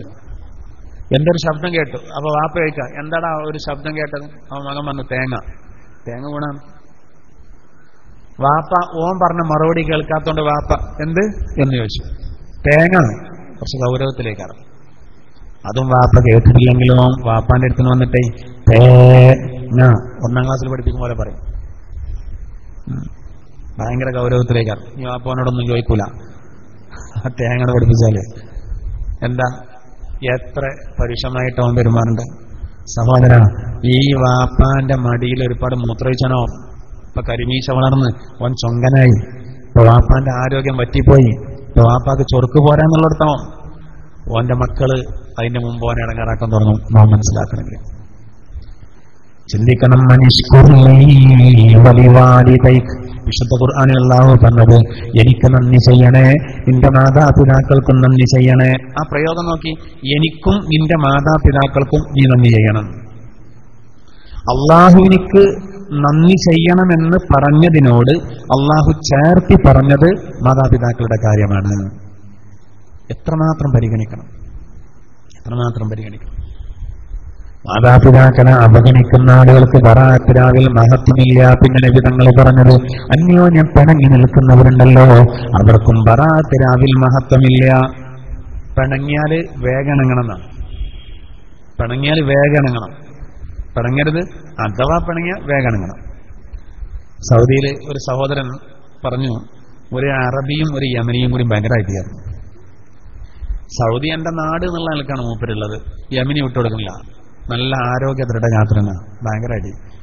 അതിൽ സൗദി എന്ത് ചെയ്തു? ഉടനെ തന്നെ ഒരു വടിയെടുത്തു, വലിയൊരു മുട്ടം വടിയെടുത്തു. യമനിക്കൊന്നും കിട്ടിയില്ല. യമനി എന്ത് ചെയ്തു അറിയോ? യമനി ആടുണ്ടതിനോട് അത്ര ആട്, ആ ആടിന്റെ 2 കാല് കൂട്ടി പിടിച്ചിട്ട് ആടുകൊണ്ട് അടിച്ചു പറഞ്ഞു. പെരുന്നല്ല്. സൗദി വടിയും പിടിച്ചിരിക്കുക, ഇയാള് ആടിനെ കൊണ്ട് വിട്ടുകൊടുക്കുന്നില്ല. അങ്ങനെ 2ആളെ മേലെയും മുറിയായി. ഒരു 10 മിനിറ്റ് കഴിഞ്ഞപ്പോൾ ഒരു നന്നായി എന്ന് മാത്രമല്ല, പിന്നെ അണിഞ്ഞു കൂട്ടി പിടിച്ച് ചോര തോതി കൊടുക്കലും പരസ്പരം മുട്ടം വെക്കലും. നമ്മളൊക്കെ ഈ ഒരു നൂറ്റാണ്ടിന് വകുപ്പായി. ആടിനെ കൂട്ടി പിടിച്ചൊക്കെ അടിച്ചിട്ടുണ്ടെങ്കിൽ പ്രശ്നം ഏത് കാലയിലും വന്നാലും തീരൂല. ഒരു 10 മിനിറ്റ് കൊണ്ട് ദൈവം നന്നായി. ഇതിന്റെ അർത്ഥം നമ്മൾ അടി ഉണ്ടാക്കുക 5 മിനിറ്റ് കൊണ്ട് നന്നാകുക എന്നല്ല. അഥവാ ഉണ്ടായ 5 മിനിറ്റ് കൊണ്ട് നന്നാകുക നല്ലത്. നമുക്ക് ഈ ഇണക്കം തീരുണ്ടാവില്ല. നമുക്കിപ്പോ അങ്ങനെ വലിയ അടിയൊന്നും ഉണ്ടായിട്ടില്ല. ചെറിയ പ്രശ്നങ്ങളായിരിക്കും. അത് പർവ്വതീകരിച്ച് വലിയ പ്രശ്നങ്ങളാക്കി അവസാനം ഒക്കെ നഷ്ടപ്പെടുത്തും. പിണങ്ങരുത്. കാരണം തിങ്കളാഴ്ച നമ്മുടെ അമലുകൾ മുകളിലേക്ക് ഉയരും. വ്യാഴാഴ്ചയും എല്ലാ തിങ്കളാഴ്ചയും എല്ലാ വ്യാഴാഴ്ചയും. ഇന്നിപ്പോ വൈകുന്നേരം നമ്മുടെ അമലുകളൊക്കെ ഉയരും. ഇന്ന് വൈകുന്നേരം ഉയർന്നു കഴിഞ്ഞാൽ പിന്നെ ഇന്ന് രാത്രി, നാളെ വെള്ളി, പിന്നെ ശനി, പിന്നെ ഞായർ, ഇതൊക്കെ കൂടി കൂട്ടി തിങ്കളാഴ്ച ഉയരും. അള്ളാഹു തിരുദൂതർ പറഞ്ഞത്, ഈ പരസ്പരം പിണങ്ങി നിൽക്കുന്നവരുടെ അമലുകളെ മലക്കളോട് മാറ്റിയേക്കാൻ പറയും. ഒരു നന്നായിട്ട് സ്വീകരിച്ചാൽ മതി എന്നാണ്. ഈ ചെക്ക് പോസ്റ്റുകളിലൊക്കെ രേഖകൾ ക്ലിയർ അല്ലെങ്കിൽ തടഞ്ഞു വെക്കുന്നത് പോലെ ഇതാണ് തടഞ്ഞു നോക്കും.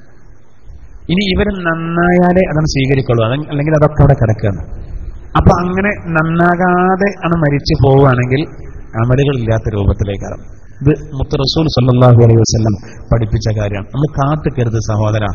ആരോടെങ്കിലും പിണക്കുണ്ടെങ്കിൽ അങ്ങോട്ട് മിണ്ടട്ടെ, ഓന്റെ ഇളയതല്ലേ, ഞാൻ വയസ്സിന് മൂത്തതല്ലേ, ഇങ്ങനെ വാശി പിടിച്ച് അണ്ടിയാണോ മാങ്ങയാണോ മൂത്തത് ഈ രൂപത്തിൽ നിന്നാല് അവിടെ അതിന് നിൽക്കണ്ട. നമ്മളവിടെ അഭിമാനം നോക്കണ്ട. അവിടെ അഭിമാനം എന്താ അറിയോ? ആദ്യം സലാം പറയല. ഇനി എന്തോ നമ്മളെ മുണ്ടിടുക. ഇങ്ങോട്ട് മുണ്ടുന്നുണ്ടെങ്കിൽ നമ്മൾ കുറ്റക്കാരല്ല. അന്റെ സലാം പറഞ്ഞു നോക്കി തെറ്റേനും അസ്സലാമു അലൈക്കും തിരിഞ്ഞാണ് പോയി. കല്യാണത്തിന് വിളിച്ചു, വന്നില്ല.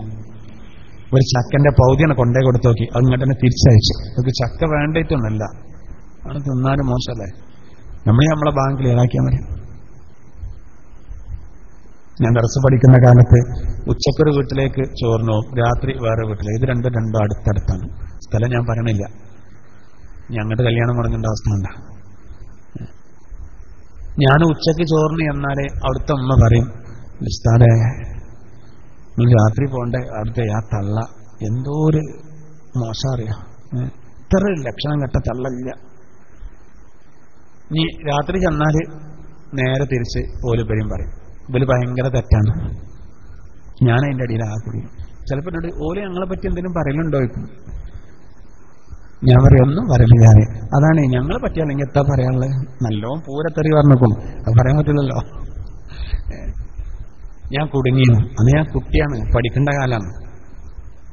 എന്നാൽ ഇതിങ്ങനെ കേൾക്കുമ്പോൾ ഒരു സുഖം കിട്ടില്ല. അവസാനം ഞാൻ പോരുമ്പോഴേക്ക് ഓലും നന്നായി, അൽഹംദുലില്ലാഹ് നന്നായി നോക്കുമ്പോൾ എന്തോ ഒരു സ്നേഹനരങ്ങൾ. ഇവിടുന്ന് ഒരു ചക്കണ്ടി അതിന്റെ പകുതി ആണ്ട് പോയി, അവിടുന്ന് മാങ്ങണ്ടെങ്കിൽ 4 അങ്ങോട്ട് വന്നു, ഇവിടെ പായസം വെച്ച ഒരു തൂക്കപാത്രം പായസം അങ്ങോട്ട് പോയി, അവിടെ ബിരിയാണി വെച്ച ഒരു പാത്രം അങ്ങോട്ട് വന്നു. പിന്നെ ഓലും ഇങ്ങോട്ട് നന്നായിട്ട് അഥവാ തെറ്റിയാല് പിന്നെ നന്നായാൽ മറക്കാനും പൊറുക്കാനും പറ്റുന്നത് എന്ത് ചെയ്യാൻ പാടുള്ളൂ, പണങ്ങുമ്പോ പറയാൻ പാടുള്ളൂ. അത് മനുഷ്യൻ മനസ്സിലാക്കില്ല. എന്തെങ്കിലും ഒരു വിഷയം ഉണ്ടായാൽ അങ്ങോട്ട് പറയാനുള്ളത് മുഴുവൻ അവസാനം പറയേണ്ട ആദ്യം പറയും. അവസാനം നന്നായാലും മനസ്സിലെന്താവും, ഇതിങ്ങനെ തികട്ടി വരും. എതത്രക്കുണ്ടായ ഒരു സ്ഥലത്ത് തീർക്കാൻ പോയി. ഞാൻ തീർക്കാൻ പോയിട്ട് ഒക്കെ പറഞ്ഞൊക്കെ ഒപ്പിച്ച് ഒക്കെ റെഡിയാക്കി അൽഹംദുലില്ലാഹ് റാഹത്തായി. സലാം പറഞ്ഞു. എന്നാൽ നിങ്ങളൊന്ന് സലാം പറഞ്ഞാലീന്ന് ഞാൻ ഇതിൽ പെട്ട ഒരു കക്ഷിയോട് പറയുമ്പോൾ എന്റെ മനസ്സിൽ ബേജാറുണ്ടോ, ഇങ്ങോട്ട് പറയട്ടെ എന്ന് പറഞ്ഞാൽ ഞാൻ എരപ്പാവും. അപ്പൊ അത് വാശിയോ ഏതല്ല അൽഹംദുലില്ലാഹ് ഇയാളാണ് പറഞ്ഞു സലാം, അതിന് എനിക്ക് നല്ല റാഹത്തായി. അത് ഞാൻ ഒന്നുകൂടി മോഡിഫൈ ചെയ്തത്, അതാകെ കൊളയും ചെയ്തു. ഇയാള് സലാം പറഞ്ഞു, അപ്പൊ മറ്റേയാൾ മറക്കുകയും ചെയ്തു. അപ്പൊ ഞാൻ ഒന്നുകൂടി ഉഷാറാക്കാൻ വേണ്ടി അൽഹംദുലില്ലാഹ് അപ്പൊ നിങ്ങളാണ് സലാം പറഞ്ഞുകൊണ്ട് മൂപ്പര് മടക്കുകയും ചെയ്തു. ഇപ്പൊ റാഹത്തായിരുന്നു. അപ്പൊ ഇയാൾ പറഞ്ഞു, ഈ കുതിരനോട് ഞാൻ ഒന്നാൾ സലാം പറഞ്ഞല്ലേ പറഞ്ഞു. പോയി ജന്നടാ പറഞ്ഞതിന്റെ ചോദിച്ചു മറ്റേയാൾ പേരും കച്ചറ. പിന്നെ ആ രണ്ടാമത്തെ പറഞ്ഞ തീർക്കേണ്ട അവസ്ഥ. അതാ നമ്മൾ പെടുമല്ലോ ചിലപ്പോ. ഈ വാഹനം ഓട്ടി പഠിക്കുമ്പോ നമ്മൾ അവിടെ മറിഞ്ഞു ഇവിടെ മറിഞ്ഞു തോല് പോയി അങ്ങനെ കുറെ അങ്ങോട്ട് ഇടങ്ങാറാവുമ്പോഴാണ് ഇത് ലെവലാകല്. കുറെ പെടുമ്പോ നമുക്ക് തിരി ഇങ്ങനെയൊക്കെ പോകാം, ഇനി പറയാൻ നിൽക്കണ്ടാന്ന്. അങ്ങനെയല്ല നമുക്ക് പരിചയസമ്പന്നത ഉണ്ടാകുക ഏത് വിഷയത്തിലും അങ്ങനെയാണ്. അപ്പൊ നോക്കൂ, നമ്മളൊന്ന് നന്നാക്കിയതാണ്, അതാകെ കോളായി. പിന്നെ രണ്ടാമത് അത് പറഞ്ഞു തീർക്കാൻ കുറെ ടൈം എടുത്തു. പെരക്കാനും മുഴുവൻ ചിരിക്കാം. ഇവിടെ കാട്ടിക്കൂട്ടിലുണ്ട് ഓരെന്നെ പറയണ്ടേ ഇയാൾ ഈ വഴിക്ക് വരുമല്ലോ കേട്ടോ നന്നാക്കാൻ. ആളുകൾക്ക് ഭയങ്കര വാശിയാണ്, വിട്ടുകൊടുക്കൂല സഹോദരൻ. യഥാർത്ഥത്തിൽ നമ്മൾ ചിന്തിക്കണം, നമ്മുടെ അമലുകൾ കുറവാ. ഉള്ളത് അല്ലാഹു സ്വീകരിക്കണമെങ്കിൽ, നമ്മുടെ അധ്വാനത്തിന്റെ ഫലം നമുക്ക് ലഭിക്കണമെങ്കിൽ യഥാർത്ഥത്തിൽ പരസ്പരം പിണങ്ങാൻ പാടില്ല, അന്യോന്യം പിണങ്ങാൻ പാടില്ല. അഥവാ പിണങ്ങിയ വേഗം നന്നാകണം. അയൽവാസികള്, കുടുംബക്കാര്, നമ്മുടെ ഭാഗം നമ്മൾ ക്ലിയർ ആക്കിയാൽ മതി. നബിയോട് ഒരു സ്വഹാബി പറഞ്ഞു, നബി ഞാൻ എത്ര അങ്ങോട്ട് ബന്ധം ഉണ്ടാക്കിയിട്ടും അവർ മുറിക്കുകയാണല്ലോ, നിങ്ങളെ ഭാഗം ശരിയായി നബി പഠിപ്പിച്ചു. ബന്ധം മുറിക്കുന്നവനെ അല്ലാഹു റഹ്മത്തിനെ തൊട്ട് മുറിക്കും, റഹ്മത്തുണ്ടാവില്ല. ബന്ധങ്ങളെ കൂട്ടി ഉറപ്പിക്കുന്നവരെ അല്ലാഹു തആല അവന്റെ റഹ്മത്തിലേക്ക് അവൻ ചാർത്തുമെന്ന് മുഹമ്മദുർ റസൂലുള്ളാഹി സ്വല്ലല്ലാഹു അലൈഹി വസല്ലം. മൻ വസ്വല വസ്വലഹുല്ലാഹ്. ഒരാൾ ബന്ധങ്ങൾ ചേർത്തിയാൽ അല്ലാഹു അവനെ ചേർത്തുന്ന. വമൻ ഖതഅ ഖതഅഹുല്ലാഹ്. മുറിച്ചാലോ അല്ലാഹു അവനെ മുറിക്കും. അവനെ മുറിക്കുമെന്ന റഹ്മത്തിനെ തൊട്ട് അവനെ മുറിച്ചു കളയുന്നു. ഈ ഒരവസ്ഥ ഉണ്ടാകരുത്, ഒരിക്കലും മുറിക്കരുത്. അപ്പൊ ഇത്തരം ആളുകൾക്ക് ബറാഅത്ത് രാവിലെ മഹത്തല്ലാണ്. ഞാൻ നോക്കൂ, അധ്വാനത്തിന്റെ ഫലം ലഭിക്കുന്നതിനെ പറ്റി പറയാൻ വെറുതെ നമ്മുടെ അധ്വാനങ്ങൾ ചെയ്യുന്ന അമലുകൾ അല്ലാഹു സ്വീകരിക്കണമെങ്കിൽ അതിനൊരുപാട് ഡിമാൻഡുകളുണ്ട്. നമ്മളിപ്പോ ഒരു ഭക്ഷണം പാകം ചെയ്യുമ്പോൾ അതിന് കുറെ ചേരുവകളുണ്ടല്ലോ. ആ ചേരുവകളൊക്കെ റെഡി ആവുമ്പോഴേ ഭക്ഷണമാവുള്ളൂ. ഉദാഹരണത്തിന് ബിരിയാണി, അതിന് ഒരുപാട് ഘടകങ്ങളുണ്ട്. ആ ഘടകങ്ങളൊക്കെ ശരിയായാൽ മാത്രമേ ആ ഭക്ഷണമാവുള്ളൂ. അതിനെപ്പറ്റി ഒരു ഐഡിയ ഇല്ലാത്തവരാണെങ്കിൽ ഒരു കാര്യമില്ല. എന്തേ പ്രശ്നം എന്തേ ഇല്ലല്ലോ, ശ്രദ്ധിക്കും. അപ്പൊ ആ ഭക്ഷണം ശരിയാകണമെങ്കിൽ അതിന്റെ എല്ലാ ചേരുവകളും റെഡിയാണ്. ഇതുപോലെ തന്നെ നമ്മുടെ ഇബാദത്തുകൾ ശരിയാകണമെങ്കിൽ അതിനൊരുപാട് ഘടകങ്ങളുണ്ട്. ആ ഘടകങ്ങൾ മുഴുവൻ പാലിക്കപ്പെടുമ്പോഴേ ഇപ്പൊ മുലാഖി എന്ന് പറഞ്ഞ ആ അർത്ഥത്തിൽ പെടുള്ളൂ. അവൻ ആ അധ്വാന ഫലത്തെ കണ്ടെത്തിക്കുന്നതാണ്. അതുകൊണ്ട് നമ്മൾ നല്ലോണം ശ്രദ്ധിക്കുക, അവസരങ്ങൾ ശരിക്കും ഉപയോഗപ്പെടുത്തുക. ഇപ്പൊ ഈ ശഅബാൻ മാസത്തിൽ അതിന് നല്ല അവസരം. പ്രത്യേകിച്ച് വരാൻ പോകുന്ന അതിപ്രധാനപ്പെട്ട ഒരു രാവ് വരുമ്പോ നമ്മൾ പണ്ടേ ചെയ്യുന്ന പ്രധാനപ്പെട്ട ഒരു കാര്യമാണെന്ന്, വളരെ പ്രധാനപ്പെട്ട 3 യാസീൻ ഓതിയിട്ട് നമ്മൾ അള്ളാഹുവോട് ദുആ ചെയ്യും. യാസീൻ ഖുർആന്റെ ഹൃദയം, വിശുദ്ധ ഖുർആന്റെ ഹൃദയമാണ് സൂറത്ത് യാസീൻ. ഹൃദയം എന്ന് പറഞ്ഞാൽ വളരെ പ്രധാനപ്പെട്ടതാണല്ലോ. നമ്മുടെ ഓരോരുത്തരുടെയും ഹൃദയം, എന്റെ ശരീരത്തിലേക്ക്, ശരീരത്തിന്റെ എല്ലാ ഭാഗത്തേക്കും രക്തം വിട്ടുതരുന്ന ഹൃദയമാണ്. ഒരു പവർ സ്റ്റേഷനാണ്, അല്ലെങ്കിൽ ഒരു ജനറേറ്ററിന്റെ സ്ഥാനത്താണ്. ചോര നമുക്ക് വേണമല്ലോ. നമ്മുടെ രോമകൂപങ്ങളിലൂടെ രോഗാണുക്കൾ കയറുമ്പോൾ രക്താണുക്കൾ അതിനെ പ്രതിരോധിക്കാം. ഈ രക്തം വേണം. ആ പ്രതിരോധ ശക്തി നിലച്ചാല് ഡോക്ടർ വിധിയെഴുതും ബ്ലഡ് ക്യാൻസർ. മഹാത്ഭുതമാണ് നമ്മുടെ ശരീരം. എങ്കിൽ ഈ ശരീരത്തിന്റെ എല്ലാ ഭാഗത്തേക്കും ചോര തരുന്നത്, ആ പണിയെടുക്കുന്നത് ഹൃദയം. തലച്ചോറ് എത്ര കേമനായിട്ടും കാര്യമില്ല, ചോര വിട്ടുതരുന്നത് ഹൃദയമാണ്.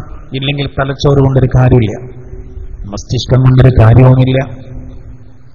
എങ്കിൽ സഹോദരാ, ഇന്നലെ കുല്ലി ശൈഇൻ ഖൽബാ വഖൽബുൽ ഖുർആനി സൂറത്തു യാസീൻ. ഓരോ വസ്തുക്കൾക്കും ഓരോ ഹൃദയമുണ്ട്. വിശുദ്ധ ഖുർആന്റെ ഹൃദയം അത് സൂറത്തു യാസീനാണ്. ഓരോ വസ്തുക്കൾക്ക് ഹൃദയമുണ്ട്. ഖുർആന്റെ ഹൃദയം യാസീന.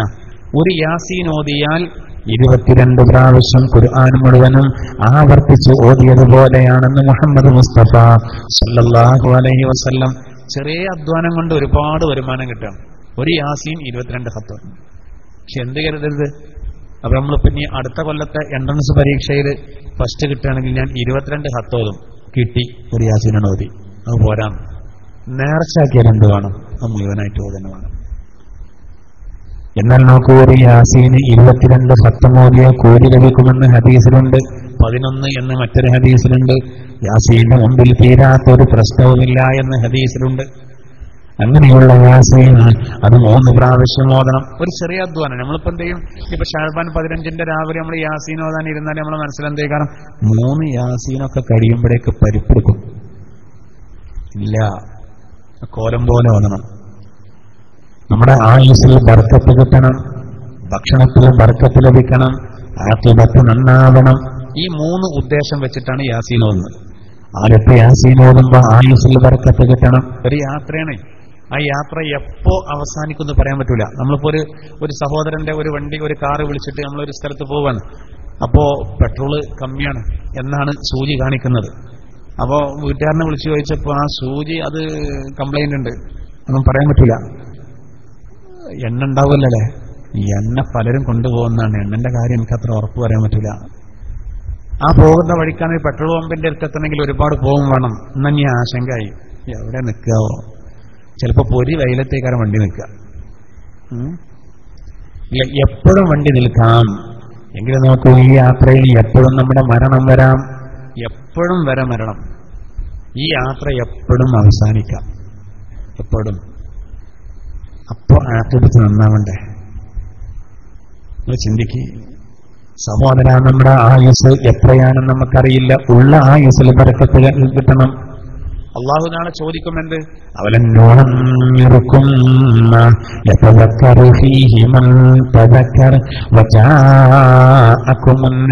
ചിന്തിക്കുന്ന ആളുകൾക്ക് ചിന്തിക്കാനതുകൊണ്ട് ആയുഷ്കാലം നാം നൽകിയിട്ടില്ലായിരുന്നോ? അപ്പൊ നമ്മുടെ ആയുസിനെ പറ്റി ചോദിക്കും. അപ്പൊ നമ്മുടെ ആയുസ്സിൽ ബർക്കത്ത് വേണം. ആ ഉദ്ദേശത്തോടെ ഒരു യാസീൻ ഓതുക, എന്നിട്ട് വരയ്ക്കുക. റിസ്കിൽ ബർക്കത്ത് വേണം. ഭക്ഷണം പ്രധാനപ്പെട്ട ഘടകമാണ്. നമ്മുടെ ജീവിതത്തിന് ജീവൻ നൽകാൻ ആഹാരം വേണം. ആഹാരം അല്ലാഹു നൽകുന്ന വലിയ അനുഗ്രഹമാണ്. എല്ലാറ്റിന്റെയും അടിസ്ഥാനം വെള്ളമാണ്. അത് അല്ലാഹു നൽകുന്ന നിഅമത്താണ്. അന്നാ സബബിനൽ മാഅ സബ്ബാ വശഖഖനൽ അർള ശഖാ ഫഅംബത്നാ ഫീഹാ ഹബ്ബാ വഇനബൻ വഖൽബാ വസൈതൂനൻ വനഖ്ലാ വഹദായിക ഗുൽബാ വഫാകിഹതൻ വഅബ്ബാ മതാഅൻ ലക്കും വലിഅൻആമിക്കും. ഖുർആനിൽ അല്ലാഹു ഈ അനുഗ്രഹത്തെ പറ്റി പറയുന്നുണ്ട്, റിസ്കിനെ പറ്റി. ഫൽയൻദുറിൽ ഇൻസാനു ഇലാ തുആമി, മനുഷ്യൻ അവന്റെ ആഹാരത്തിലേക്ക് നോക്കട്ടെ. എന്താ? അന്നാ സബബനൽ മാഅ സബ്ബാ സുമ്മ ശഖഖനൽ അർള ശഖാ ഫഅംബത്നാ ഫീഹാ ഹബ്ബാ. ആകാശത്ത് നിന്ന് വെള്ളത്തെ നാം ഇറക്കി, വെള്ളത്തെ ആകാശത്തുനിന്ന് ഇറക്കിയതും എന്നിട്ട് ധാന്യങ്ങളെ മുളപ്പിച്ചതും അല്ലാഹു പറയാം. ധാന്യങ്ങളെ മുളപ്പിച്ചു. വഇനബൻ വഖൽബ, മുന്തിരിയെയും അതുപോലെ തന്നെ പച്ചക്കറികളെയും നാം അത് കാരണം മുളപ്പിച്ചു. വസൈതൂനം വനഖ്ല, ഒലീവിനെയും ഈന്തപ്പനയെയും. വഹദാഇക ഗുൽബ, ഇട തിങ്ങി നിൽക്കുന്ന തോട്ടങ്ങളെയും. വഫാകിഹത്തൻ വഅബ്ബ, പഴങ്ങളെയും കാലികൾക്ക് തിന്നാനുള്ളതിനെയും നാം സൃഷ്ടിച്ചു. നാം ആ വെള്ളം കാരണം ഭൂമിയിൽ നാം ഉണ്ടാക്കി. എന്നിട്ട് അവസാനം പറയുന്നത് മത്താലക്കും വലി അൻആമിക്കും, നിങ്ങൾക്കും നാൽക്കാലികൾക്ക് ഉപകരിക്കാൻ വേണ്ടി. ലോകത്തിന്റെ പല ഭാഗത്തും ഭക്ഷണം കിട്ടാതെ പട്ടിണി കിടന്ന് മരിക്കുന്നവരുണ്ട്. റിസ്ക് അള്ളാഹു നൽകുന്ന വലിയ അനുഗ്രഹം. ചിലപ്പോൾ ഭക്ഷണം ഇഷ്ടം പോലെ കഴിക്കാണ്ടാവും, പക്ഷെ പള്ള നിറഞ്ഞു, വിശപ്പ് മാറിയിട്ടില്ല. വെള്ളം ഒരുപാട് കുടിച്ചു, ദാഹം മാറിയിട്ടില്ല. ബർക്കത്തില്ലാത്തതാണ് പ്രശ്നം. നമ്മുടെ ഉപജീവനത്തിൽ, നമ്മുടെ ഭക്ഷണത്തിൽ പ്രത്യേകിച്ച് ബർക്കത്ത് വേണം. രാവിലെ നമ്മൾ ആ മഗ്‌രിബിന്റെ ശേഷം യാസീൻ ഓതുമ്പോൾ ഒരു യാസീൻ ഓതിയിട്ട് ഇങ്ങനെ ദ്വാരക്കണം, റിസ്കിൽ ബർക്കത്ത് കിട്ടാൻ. പിന്നെ ആഖിബത്ത് നന്നാവലാണ്, അന്ത്യം നന്നാവണം. അതല്ലേ വലിയ കാര്യം. ഇതൊക്കെ എങ്ങനെയും കഴിഞ്ഞു പോകും. ഇനിയിപ്പോ ഒന്നും കിട്ടിയില്ല, എന്നാലും മരിക്കും. ആ മരിക്കുമ്പോ ഈമാൻ കിട്ടണം, ആഖിബത്ത് നന്നാകണം, അന്ത്യം നന്നാകണം. അതിനാണ് നമ്മൾ ഈ യാസീൻ ഓതി ദ്വാരിക്കുന്നത്. അവസാനം ആണ് നന്നാവണം. എത്ര ആളുകളുണ്ട് ആദ്യം നന്നായിരുന്നു, മുസ്ലിമായി ജനിച്ചവനാണ്, അങ്ങനെ തന്നെ ജീവിച്ചവനാണ്, പക്ഷേ മരിക്കുന്ന സമയത്ത് ഹിദായത്ത് നഷ്ടപ്പെടുന്ന എത്ര നിർഭാഗ്യവാന്മാർ. ചിലർ ഉറക്കെ പ്രഖ്യാപിക്കും ഇസ്ലാമിന് രാജിവെച്ചതായിട്ട്. അപൂർവം ചില ആളുകൾ, അങ്ങനെയൊക്കെ കുറെ ആളുകൾ പോയിട്ടുണ്ട്. ചാകനൂര് അത് പോയോ ഇല്ല നമുക്കറിയില്ല, കാണില്ല എന്നുള്ള കാര്യം ഉറപ്പാണ്. പൊയ്ക്കുന്നുള്ള ഒരവസ്ഥയിലാണ് അവരാൾക്കാരെന്നെ പറയുന്നത്. നോക്കൂ, അദ്ദേഹം ദർസ് നടത്തിയിരുന്ന കാലം ഉണ്ടായിരുന്നു. അന്ന് അദ്ദേഹം അങ്ങാടിയിൽ ബസ് ഇറങ്ങിയാൽ ഒരൊറ്റ കുട്ടി എന്തെങ്കിലും ഇരിക്കൂല, അത്രക്കും പേടിയായിരുന്നു. ആ മനുഷ്യനാണ് പിന്നെ നിസ്കാരം 3 ആക്കി പഠിച്ചത്. അലവി എന്ന് പറയുന്ന ഒരു സ്കൂൾ അധ്യാപകനാണ് 5 ലക്ഷം കിട്ടിയപ്പോൾ ക്രിസ്തു മതത്തിലേക്ക് പോയത്. പിന്നെ ഇറ്റലിയിൽ പോയി പോലെ കോഴ്സൊക്കെ പാസ്സായി വന്നപ്പോ ഫാദർ അലവിയാണ്. ഹിദായത്ത് പോകുന്നതിന്റെ അവസ്ഥ എത്രയോ യുക്തിവാദികൾ മുസ്ലിം പേരുകളിലുണ്ട്. മുസ്ലിം കുടുംബത്തിൽ ജനിച്ചവരാണ്. പിന്നെ അവന്റെ ചിന്ത മാറിപ്പോയി, എല്ലാം യുക്തി കൊണ്ട് ചിന്തിച്ചു, പയച്ചുപോയി. ഇനിയിപ്പോ അങ്ങനെയൊന്നും ഉണ്ടാവില്ല. പക്ഷെ അവസാനം കേടുവന്നാലോ, രോഗങ്ങളെ കൊണ്ടും മറ്റും പ്രയാസപ്പെടുമ്പോ എന്തിനാണ് ഇപ്പൊ പടച്ചോൻ എങ്ങനെ ഇടങ്ങാറാക്കുന്നത്? കണ്ണിന്റെ കാഴ്ച നഷ്ടപ്പെട്ട ഒരാള് അള്ളാഹു കാരുണ്യവാനല്ല, അങ്ങനൊന്നുമില്ല. ഉണ്ടെങ്കിൽ ഇപ്പൊ ഇങ്ങനെ ഇടങ്ങാറാക്കൂലല്ലോ എന്ന് പറഞ്ഞ ആളെനിക്കറിയാം. അള്ളാഹു നമ്മളെ കാത്തുരക്ഷിക്കുമാറാവട്ടെ. ലാ ഇലാഹ ഇല്ലല്ലാഹ് അന്ത്യം. അതിനാണ് നമ്മൾ ഒരു യാസീനോ. അതുകൊണ്ട് 3ാമത്തെ യാസീന്. അതുപോലെ ദുഖാൻ സൂറത്ത് ഓതൽ സുന്നത്താണ്. മരിച്ചുപോയവർക്ക് വേണ്ടി ഈ അടുത്ത ചൊവ്വാഴ്ച മാലുവിന്റെ ശേഷം നല്ല ദ്വാരിക്കണം. മരിച്ചുപോയവർക്ക് വേണ്ടി നല്ല ദ്വാ ചെയ്യണം. സഹോദര, മാതാപിതാക്കൾ മരിച്ചുപോയിട്ടുണ്ടെങ്കിൽ പ്രത്യേകിച്ച് പരിഗണിക്കണം. അപ്പോഴേ നമ്മുടെ മക്കൾ നമ്മളെ പരിഗണിക്കുള്ളൂ. റസൂലുള്ളാഹി തങ്ങൾ ജന്നത്തുൽ ബഖീൽ പോയതുമായിരുന്നു. കബ്രാളികൾക്ക് വേണ്ടി കുൽഹുവല്ല സൂറത്ത് ഓതി ദുആ ചെയ്താൽ വേഗത്തിൽ ഉത്തരം കിട്ടും. ഓരോ ദോഷങ്ങൾ പൊറുക്കപ്പെടും. കുത്തിയൊലിച്ചു പോകുന്ന വെള്ളത്തിലൂടെ ഒഴുകിപ്പോകുന്ന ഒരാൾക്ക് നിലയില്ലാത്ത വെള്ളം, അവനൊരു പിടിവെള്ളി കിട്ടിയാൽ എത്ര സന്തോഷമാകും. അതിന് പിടിച്ചു നോക്കും. ഉറപ്പുള്ളതാണെങ്കിൽ അൽഹംദുലില്ലാഹ്. എന്നതുപോലെ ഖബറിൽ കിടക്കുന്ന ഒരാളെ സംബന്ധിച്ചിടത്തോളം സഹോദര, ഒരാൾ ദുആ ചെയ്യാൻ വരിക എന്ന് പറഞ്ഞാൽ അവന് ഭയങ്കര ഇഷ്ടമായി. ഇതുപോലെ ഞാൻ തങ്ങൾ ഉദാഹരണം വന്നത് നമ്മൾ ചിന്തിക്കാറില്ല. കബറാടികൾക്കൊന്ന് ദ്വാരക്കുക എന്ന് പറഞ്ഞാൽ അവർക്ക് അത്രയും ആശ്വാസം. നമ്മൾ കരുതും ഞാൻ അങ്ങനെ ദ്വാരക്കുക ഓലൊക്കെ കഴിച്ചില്ലാതെ എത്തപ്പോൾ അതുകൊണ്ട് വലിയ കാര്യം കരുതരുത്. നമ്മളങ്ങനെ ചെയ്യുമ്പോഴാണ് നമുക്ക് വേണ്ടി അള്ളാഹു ആളുകളെ നിയോഗിക്കുന്നത്. ഖുൽഹുവല്ല സൂറത്തിന്റെ വ്യാഖ്യാനത്തിൽ കാണാം, ഒരാൾ മരിച്ചിട്ട് വാപ്പ സ്വപ്നം കണ്ടു, ഖബറിൽ ശിക്ഷയാണ്. പിന്നെ ദിവസങ്ങൾ കഴിഞ്ഞിട്ട് വീണ്ടും കണ്ടു, അപ്പൊ രക്ഷയാണ്. എന്താ അതിന്റെ മാറ്റത്തിന്റെ കുട്ടൻസ് ചോദിച്ചു. ആരോ എനിക്ക് 3 പ്രാവശ്യം ഖുൽഹുവല്ല ഓതിയിട്ട് ദ്വാരുന്നു, അതുകൊണ്ടാണ് എനിക്ക് രക്ഷ കിട്ടിയത് എന്ന് സ്വപ്നത്തിലൂടെ പറഞ്ഞു എന്ന് തഫ്സീറിന്റെ ഗ്രന്ഥങ്ങളിൽ കാണാം.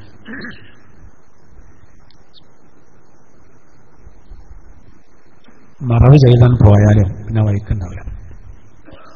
ഖബർ സിയാറത്തിൽ ഇപ്പൊ സംശയമില്ലല്ലോ. അള്ളാന്റെ പേര് പ്രോത്സാഹിപ്പിച്ച കാര്യമല്ലേ. ആദ്യം വിലക്കപ്പെട്ടിരുന്നു, പിന്നെ വിലക്ക് എന്ത് ചെയ്തു? നീക്കി. നിങ്ങൾ സിയാറത്ത് ചെയ്തോളൂ. ഖുർആൻ പോലും പറഞ്ഞില്ലേ, ഖുർആൻ പോലും പറഞ്ഞില്ലേ,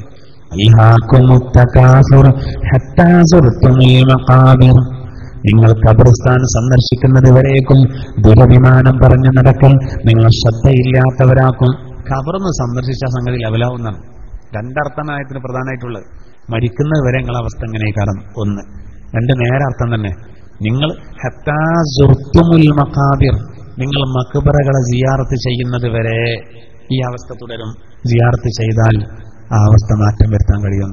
നമ്മളിപ്പോ ഒരു ഖബർസ്ഥാനിൽ ചെന്ന് സിയാറത്ത് ചെയ്യുമ്പോൾ, പടച്ചോനെ ആ മറ്റേ മുതലാളിയാണ് ഇപ്പൊ കിടക്കേണ്ടത്, നാളെ മരിച്ച, കഴിഞ്ഞ ആഴ്ച മരിച്ച ആ ഖബറാണ് ഇപ്പം പുതിയ ഖബർ, എന്തേനിപ്പോ അയാളെ സുഖം, ഇപ്പൊ എവിടെ കിടക്കുന്നത്, എന്താ ഇപ്പൊ അയാളെ വീടിന്റെ വലിപ്പം, അയാൾ പോയ വാഹനത്തിന്റെ വില എത്ര, പക്ഷെ അയാളെപ്പോ കിടക്കണ്ട അവിടെ.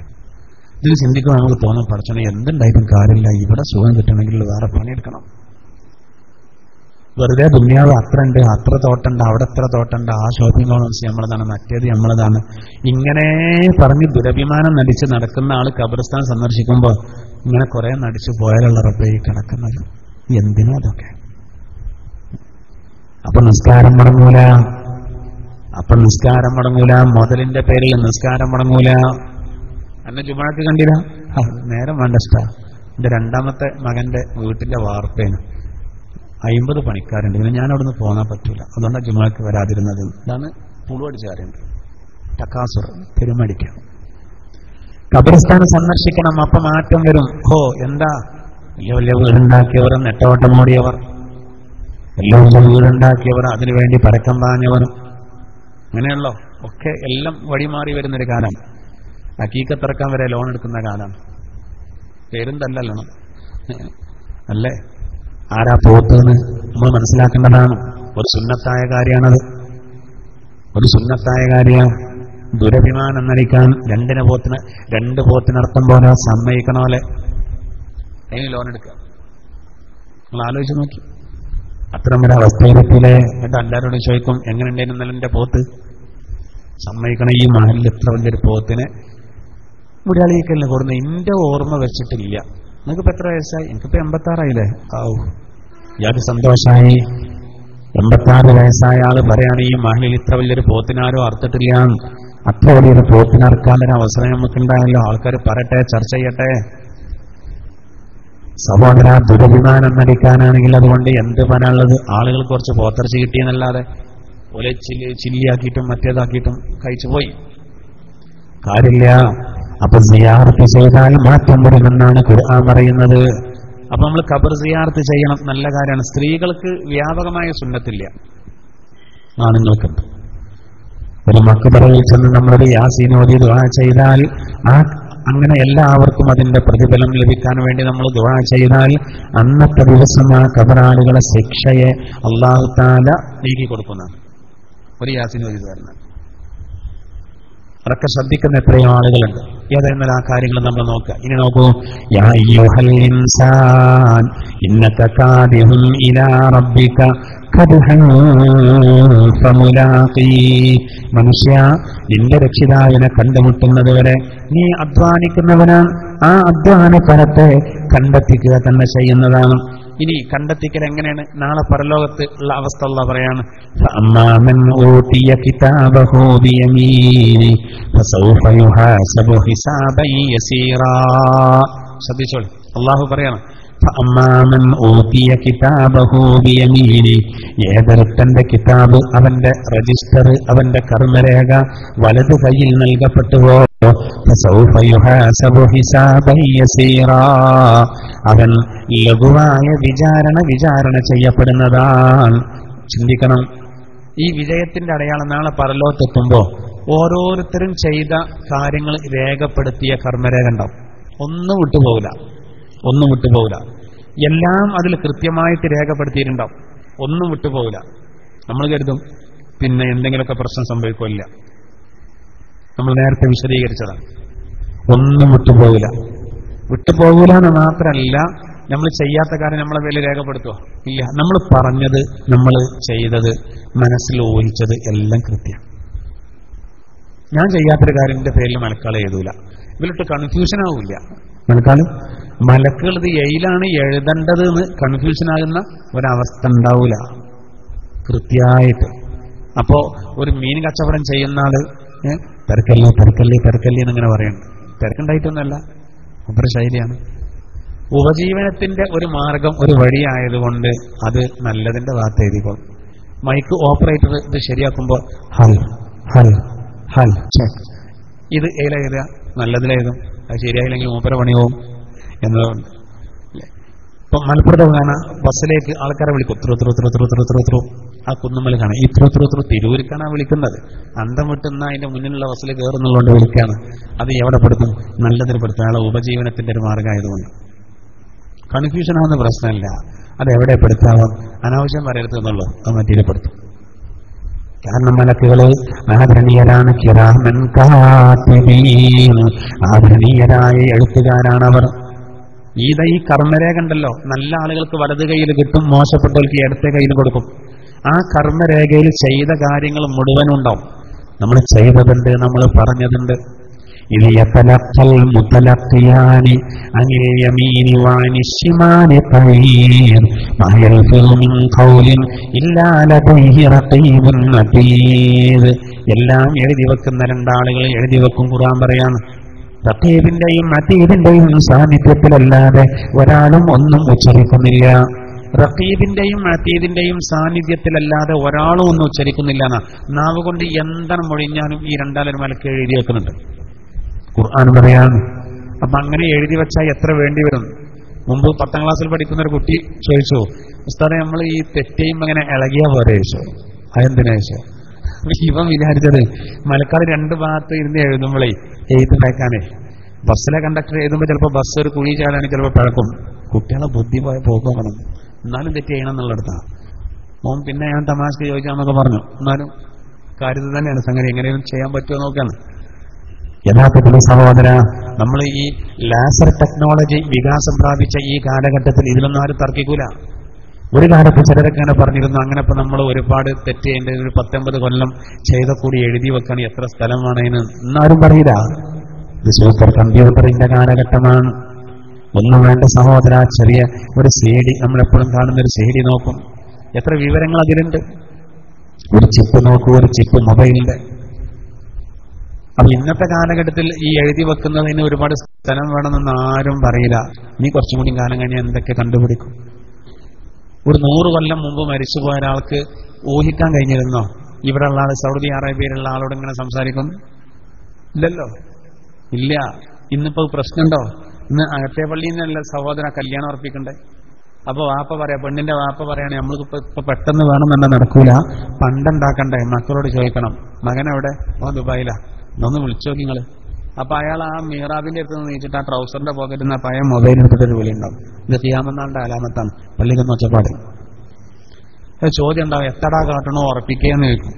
അപ്പൊ ദുബായിലുള്ള ആള് പറയും ഉറപ്പിച്ചോളിയാണ്. ലൗഡ് സ്പീക്കറിന് ഇട്ട് കൊടുത്താൽ എല്ലാവർക്കും ഉറപ്പിക്കാം.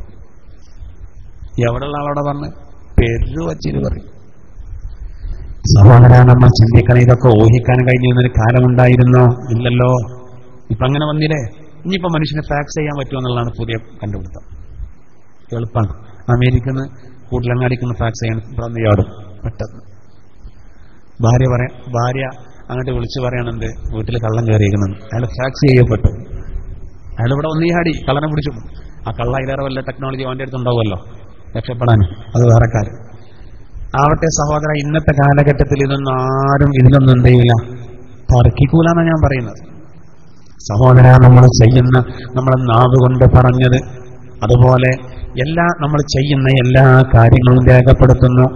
2 ഘട്ടത്തിലാണ് മലക്കൾ മാറി നിൽക്കുക, റക്കീബും അതീദും. ഒന്ന് നമ്മൾ മലമൂത്ര വിസർജനത്തിന്റെ കേന്ദ്രത്തിലേക്ക് കയറുമ്പോൾ, രണ്ടാമത് ഭാര്യ ഭർത്താക്കന്മാര് ബന്ധപ്പെടുമ്പോൾ. ഈ 2 ഘട്ടങ്ങളിൽ മലക്കാൾ മാറി നിൽക്കും. പക്ഷെ എല്ലാം അവരറിയും. എന്നിട്ട് അവർ റെക്കോർഡിലാക്കുകയാണ്. ഈ റെക്കോർഡ് നാളെ മഹ്ശറിൽ സമർപ്പിക്കുകയാണ്. ഓരോരുത്തരുടെയും കർമ്മരേഖ നിവർത്തപ്പെട്ട രൂപത്തിൽ കിട്ടും. മോമിനീങ്ങൾക്ക് വലത് കയ്യിൽ. ഇതിന് കിട്ടുമ്പോ റബ്ബേ ചെറുതും വലുതും ഒന്നും ഒഴിവായിട്ടുണ്ടാവില്ല, എല്ലാം ഉണ്ടാവും അതില്. ഈ ഇടത്തെ കയ്യിലാണ് കിട്ടുട്ടോ ചിലർക്ക്. ഇതിന് കാണുമ്പോൾ ബേജാറാവും. കാരണം അതിലൊരു തെറ്റും കൂട്ടില്ല. 2005 ബസ്സിൽ പൈസ കൊടുക്കാതെ ഇറങ്ങിപ്പോയത് മനഃപൂർവ്വം. 2010 സമ്മേളനത്തിന് പോയിട്ട് അവിടുന്ന് ബത്തക്ക വെള്ളം വാങ്ങി കുടിച്ച് മെല്ലെ ഇങ്ങനെ തിരിഞ്ഞ് കളിച്ചിട്ട് പൈസ കൊടുക്കാതെ ഊരിയോ ഒക്കെ അതിലുണ്ട്. കൃത്യമായിട്ട് ഡേറ്റ് ഇട്ടുണ്ടാവും. ചെറിയ ചെറിയ സംഗതികളാണ്. പക്ഷെ ഒന്നും വിട്ടുപോയിട്ടില്ല.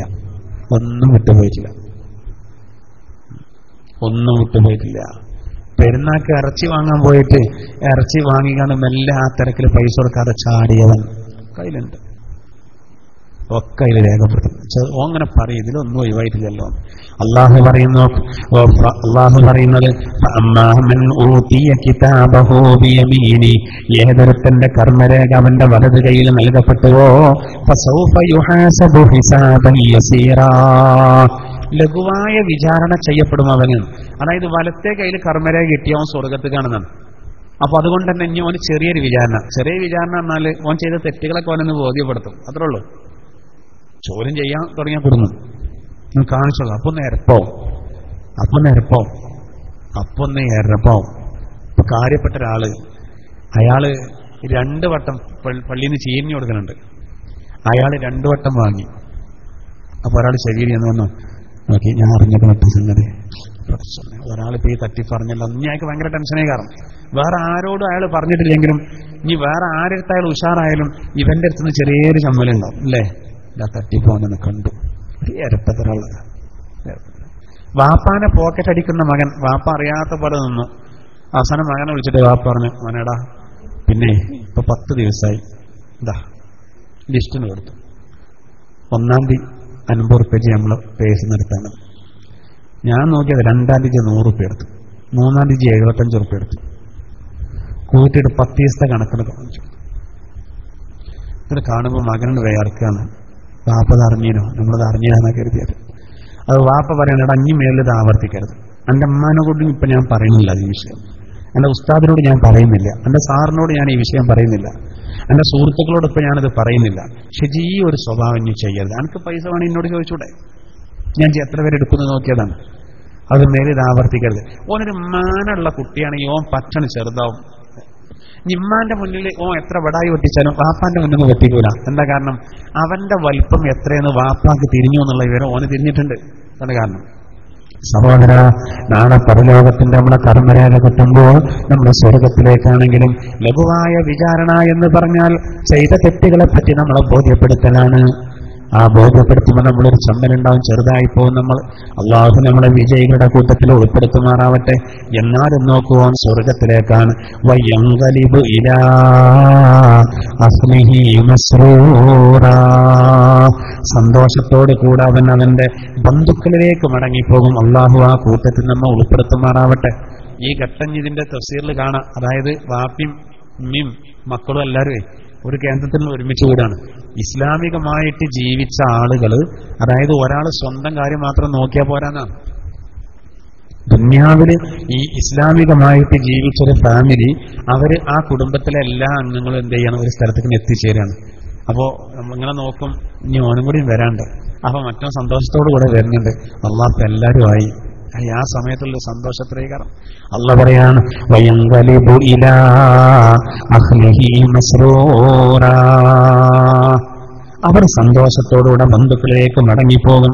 അള്ളാഹു ആ കൂട്ടത്തിൽ നമ്മൾ ഉൾപ്പെടുത്തുമാറാവട്ടെ. ഇനി അത് മാത്രല്ല, അങ്ങനെ അത് കിട്ടുന്ന സമയത്ത്, ഈ വലത് കയ്യിൽ കിട്ടുന്ന സമയത്ത് പോലെ സന്തോഷം അള്ളാഹു തആല ഖുർആനിൽ ഒരു ഭാഗത്ത് വേറെ ഇങ്ങനെ പറയുന്നുണ്ട്. ബിസ്മില്ലാഹിർ റഹ്മാനിർ റഹീം.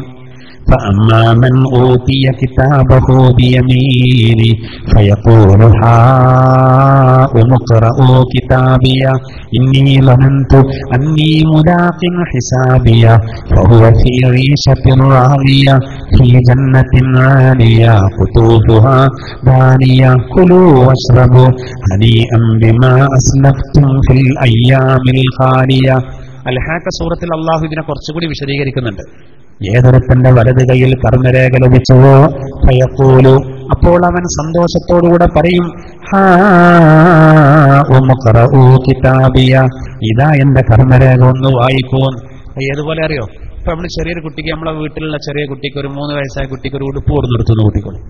കുട്ടിക്ക് ഭയങ്കര സന്തോഷകര. കുട്ടി ആ ഉടുപ്പേറ്റ് ചിലപ്പോൾ അയലോക്കത്ത് പോകും. അവിടുത്തെ വല്യമ്മക്ക് കാണിച്ചു കൊടുക്കും, എന്റെ അപ്പച്ചി കൊടുന്ന ഉടുപ്പാണത്. അപ്പൊ വല്യമ്മ വെറുതെ പുളിമ കയറ്റാൻ വേണ്ടി, ഇതിന്റെ ഒരു ഷോർക്ക് പഠിച്ചോനെ, ഇത് എനിക്ക് തരുമോന്ന് ചോദിച്ചാൽ കുട്ടി എന്താ പറയാ, അത് നോക്കിങ്ങൾ എന്നൊക്കെ പറയും, കുട്ടി ഒന്ന് ഇട്ടോ എന്നൊക്കെ പറയും.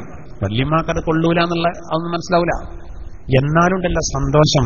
ഇതേപോലെ സഹോദര, കർമ്മരേഖ വലത് കയ്യിൽ കിട്ടിയാൽ ഇയാള് സന്തോഷത്തോടുകൂടെ മഹ്ശറയിൽ വെച്ച് പറയുവത്രേ, ഹാ ഉമുഖറഊ കിതാബിയ, ഇതാ എന്റെ കർമ്മരേഖ ഒന്ന് വായിച്ചു നോക്കിങ്ങൾ. സന്തോഷം കൊണ്ട് പറയാം. അല്ലാഹു ആ കൂട്ടത്തിൽ നമ്മെ ഉൾപ്പെടുത്തുമാറാവട്ടെ.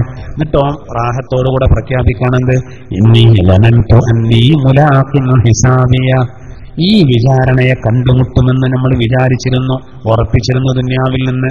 അതുകൊണ്ടല്ല പറയുന്നു, അവൻ നല്ല സംതൃപ്തമായ ജീവിതത്തിലാ. വലത്തെ കയ്യിൽ കിട്ടിയില്ലേ, വലത് കയ്യിൽ കർമ്മരേഖ കിട്ടിയോണ്ട് ഇനി എന്തായാലും സ്വർഗത്തിലേക്കാണെന്ന് ഉറപ്പാണ്. അപ്പൊ മഹ്ശറയിൽ ഓൻ നല്ല ഹാപ്പിയിലാ.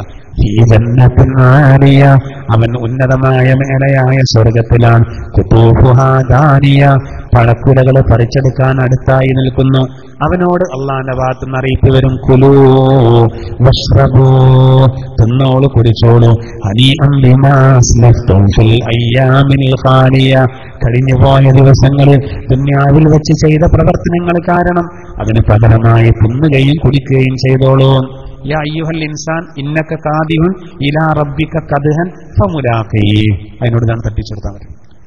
അധ്വാനപരത്തെ കണ്ടെത്തിക്കും. ഇവിടെ പറയുന്നെന്താ, അധ്വാനിച്ചില്ലേ കുറെ, ദുന്യാവിന്ന് പകരമായിട്ട് നല്ല തിന്നോളൂ. അപ്പൊ വലത് കയ്യിൽ കർമ്മരേഖ കിട്ടിയ ആള് ഭയങ്കര ഹാപ്പിയിലാണ്. ആ കുടുംബത്തിലേക്ക് മടങ്ങിപ്പോകുന്ന രംഗം ഒന്ന് ചിന്തിക്കണം.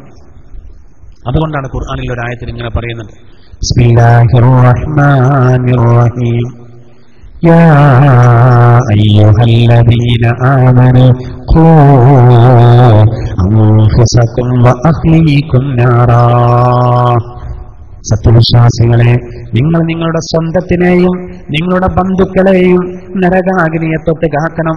അവനാന്റെ ശരീരം മാത്രം നോക്കിയാൽ പോരാ, അഹ്ലിനെ നോക്കണം എന്നാണ്.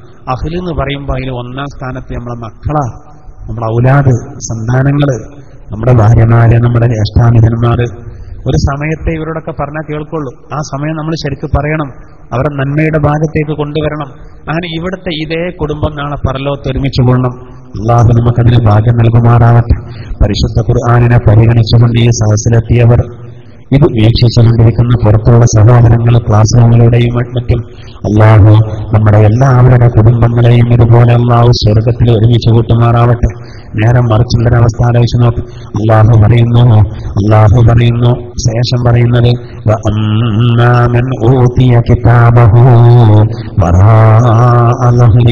ഏതൊരുത്തന്റെ കർമ്മരേഖ അവന്റെ മുതുകിന്റെ പിൻഭാഗത്തിലൂടെ നൽകപ്പെട്ടുവോ, എന്റെ നഷ്ടമേ, എന്റെ നാശമേ എന്നവൻ വിളിച്ചു കരയും. അവൻ കത്തിജ്വലിക്കുന്ന അഗ്നിയിൽ പ്രവേശിക്കും. ഇന്നഹു കാന ഫീ അഹ്ലിഹി മസ്റൂറ, അവൻ അവന്റെ ദുനിയാവിൽ വെച്ച് നേരത്തെ അവന്റെ കുടുംബത്തിൽ സന്തോഷിച്ചവനായിരുന്നു. കഴിഞ്ഞു, ആ സന്തോഷം തീർന്നു. ആലോചിക്കേ, എത്ര ആളുകളുണ്ട് സഹോദര, ദീനില്ല. നിങ്ങൾ ചിന്തിച്ചോ, എൻട്രൻസ് പരീക്ഷയുടെ റിസൾട്ട് വന്നപ്പോ 50,000-ത്തിലധികം പെൺകുട്ടികൾ മെഡിക്കൽ വിഭാഗത്തിൽ, 25,000 ആൺകുട്ടികളുള്ളൂ. ഇതിലിപ്പോ റാങ്കുകളൊക്കെ നമ്മുടെ നാട്ടിലേക്ക് വന്നു. നമ്മൾ ഏറെ സന്തോഷിക്കുന്നവരാണ്. നമ്മുടെ കുട്ടികൾ വരട്ടെ. കാരണം ഒരു മുസ്ലിം സ്ത്രീക്ക് അസുഖം വന്നാൽ ആദ്യം ആ സ്ത്രീയെ കാണിക്കേണ്ടത് ഒരു മുസ്ലിം വനിതാ ഡോക്ടറാണ്, പതിവ്രതയായ വനിതാ ഡോക്ടറാണ്. മുസ്ലിം ബോധമുള്ള നല്ല ഒരു സ്വാലിഹത്തായ വനിതാ ഡോക്ടറെ. അവരെ കിട്ടുന്നില്ലെങ്കിൽ അല്ലാത്ത മുസ്ലിം വനിതാ ഡോക്ടറെ, ഇല്ലെങ്കിൽ മതത്തിന് പുറത്തേക്ക് പോകണമെന്നാണ് നമ്മളെ കർമ്മശാസ്ത്രം പറയുന്നത്. അപ്പോൾ നമ്മുടെ കുട്ടികൾ പഠിക്കണം, പെൺകുട്ടികളൊക്കെ ആ ഭാഗം പഠിക്കണം എന്നുള്ളതാണ്. പക്ഷേ ഇങ്ങനെയൊക്കെ റാങ്ക് കിട്ടി മറ്റ് എന്നൊക്കെ ഇങ്ങനെ വാർത്തകൾ വരുന്ന സമയത്ത് ഒരു ഇസ്ലാമിക ഷിയാറിലുള്ളൊരു ഫോട്ടോ ആണ് കാണുന്നത് എങ്കിൽ അവിടെ സമുദായത്തിന് നേട്ടമുള്ളൂ. അല്ലെങ്കിൽ നമ്മുടെ സമുദായത്തിൽ കുറെ ഡോക്ടർമാർ വന്നതുകൊണ്ടോ എഞ്ചിനീയർമാർ വന്നതുകൊണ്ടോ അവർക്ക് വരുമാനമുണ്ടാക്കാം എന്നല്ലാതെ സമുദായം ഒന്നും പ്രതീക്ഷിക്കണ്ട. വേഷഭൂഷാദികൾ നന്നാക്കുക എന്നുള്ളത് വളരെ പ്രധാനപ്പെട്ടതാണ്. എന്താ ഈ കുട്ടികൾക്കൊരു മഫ്ത ധരിപ്പിച്ചൂടെ ഈ മാതാപിതാക്കൾക്ക്? അതൊന്നുമില്ലെങ്കിൽ നമ്മൾ ഈ കൊട്ടി ഘോഷിക്കുന്നതിൽ മറ്റൊരു കാര്യമില്ല. അത് വേണം, ദീന് വേണം. ദീനില്ലാതെ പഠിച്ചിട്ടെന്താ? നമ്മൾ അവാർഡ് കൊടുത്തിട്ടെന്താ? അതില്ല. അതാണ് നമുക്ക് സങ്കടം. അത് വേണം. എൻട്രൻസ് പരീക്ഷയിൽ നല്ല മാർക്ക് വാങ്ങി നമ്മുടെ ക്ലാസ്സിന് വരുന്ന ഒരു കുട്ടി ആ കുട്ടി ഒരാൺകുട്ടി, ആ കുട്ടിക്ക് നല്ല മാർക്കുണ്ട്. അൽഹംദുലില്ലാഹ് കഴിഞ്ഞ ക്ലാസ്സിൽ അവർ ഖുർആൻ ക്ലാസ്സിലേക്ക് ആ സന്തോഷം കാരണം നല്ലൊരു സംഖ്യ സംഭാവന നൽകി ദ്വാരക്കാൻ പറഞ്ഞു. ദീന് വേണം, എല്ലാവരും സംഭാവന കൊടുക്കുന്നുണ്ടെന്നല്ല പറയുന്നത്. അതേ സമയത്ത് ദീനില്ലാതെ പഠിച്ചിട്ടെന്താ, പേരിനൊരു തട്ടം എന്നൊക്കെ പറഞ്ഞാൽ ഇപ്പോൾ ആരുടുന്നാണ്. മുസ്ലിം സഹോദരി സ്ത്രീകൾ പെൺകുട്ടികളും വെയിൽ കൊള്ളാതിരിക്കാനും ഇടക്ക് മൂക്കൊന്ന് തുടക്കാനൊക്കെ ഒരു ശീല എന്നുള്ള രൂപത്തിൽ ഉപയോഗിക്കുന്നവരൊക്കെ ഉണ്ട്. നമ്മളങ്ങനെ ആയാൽ പോരാന്നാണ് ഞാൻ പറയുന്നത്. ദീന് വേണം, അതില്ലാതെ എത്ര പഠിച്ചിട്ടും കാര്യമില്ല. തിരുവനന്തപുരത്ത് മെഡിക്കൽ വിദ്യാർത്ഥികൾ ഒരു രോഗിയെ കൊണ്ട് തവളച്ചാട്ടം ചാടിപ്പിച്ചു. എന്റെ ഇല്ലാത്ത വിദ്യാഭ്യാസമുണ്ട്, ധാർമ്മിക ബോധം ഉണ്ടായില്ല എന്നുള്ളതാണ്. ഒക്കെ ഫേമസ് ആണെന്നുള്ളതാണ്, വേറൊന്നും ആർക്കും വേണ്ട. ഇപ്പോൾ ശ്വാസമുട്ടൽ കൊണ്ട് പ്രയാസപ്പെടുന്ന ഒരാളെ രാത്രി വാപ്പാക്ക് ഭയങ്കര ശ്വാസമുട്ടൽ തന്നു. അങ്ങനെ ഇയാൾ ഉറപ്പിച്ചു, നേരം വെളുക്കുമ്പോൾ നമ്മൾ തീരുന്നു. മക്കളൊക്കെ വിളിച്ചു, ഉണ്ടായ സംഭവം മൂപ്പരിങ്ങനെ തപ്പുന്നുണ്ട്. അത്രയുണ്ടോ? അതെന്താ സംഭവം എന്നറിയാം, പത്രത്തിൽ കൊടുക്കാൻ ഫോട്ടോ തപ്പാണ് മൂപ്പര്. വല്ലാതെ ഇടങ്ങാറായി നിൽക്കുകയാണ്. ആ സമയത്ത് നന്നാക്കി ചെല്ലേണ്ട ടൈമാണ്.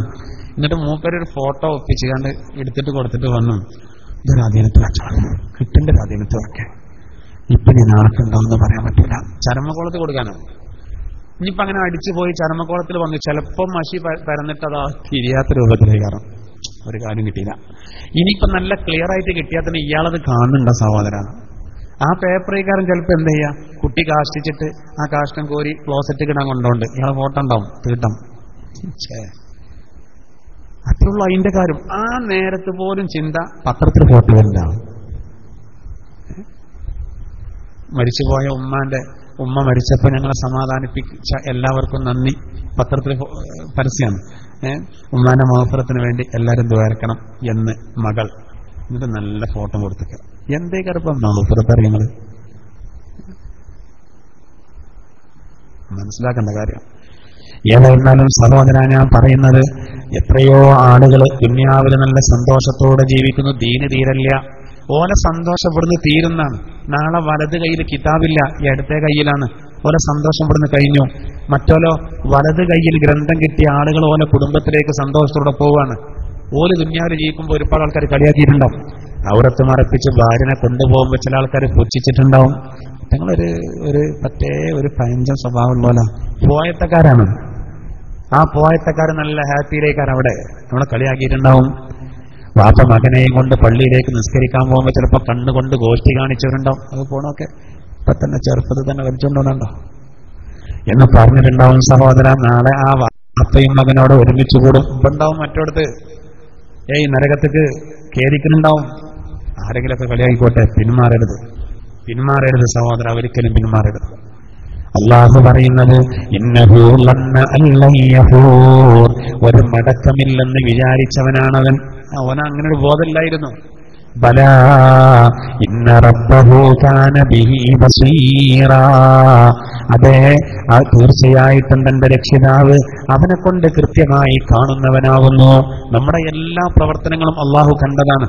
അതുകൊണ്ട് ഇടത് കയ്യിൽ കിതാബ് കിട്ടിയ ആള് അവിടെ വളരെയധികം ദുഃഖിക്കുകയാണ്. അവന്റെ സന്തോഷമൊക്കെ തീർന്നു, അവൻ ദുനിയാവിൽ നല്ല സന്തോഷിച്ചവനാ. അവനെ പറ്റി അൽഹാഖ സൂറത്തിൽ ഇങ്ങനെ പറയുന്നുണ്ട്, ബിസ്മില്ലാഹിർ റഹ്മാനിർ റഹീം, وأما من أوتي كتابه بشماله فيقول يا ليتني لم أوت كتابيه ولم أدر ما حسابيه يا ليتها كانت القاضية ما أغنى عني ماليه هلك عني سلطانيه. അല്ലാഹു നമ്മളെ കാത്തുരക്ഷിക്കുമാറാവട്ടെ. നോക്കൂ, വിശുദ്ധ ഖുർആനിൽ അല്ലാഹു അതിനെ സംബന്ധിച്ച് പറയാണ്. അൽഹാഖ സൂറത്തിൽ പറയാണ്. ഇവിടെ ഇപ്പൊ നമ്മൾ വിശദീകരിക്കുന്ന ഇൻഷിഖാഖില് ഈ ഇടത് കയ്യിൽ കർമ്മരേഖ അതിനെപ്പറ്റി ഒന്നും കൂടി വിശാലമായിട്ട് അൽഹാഖയിൽ പറയാണ്.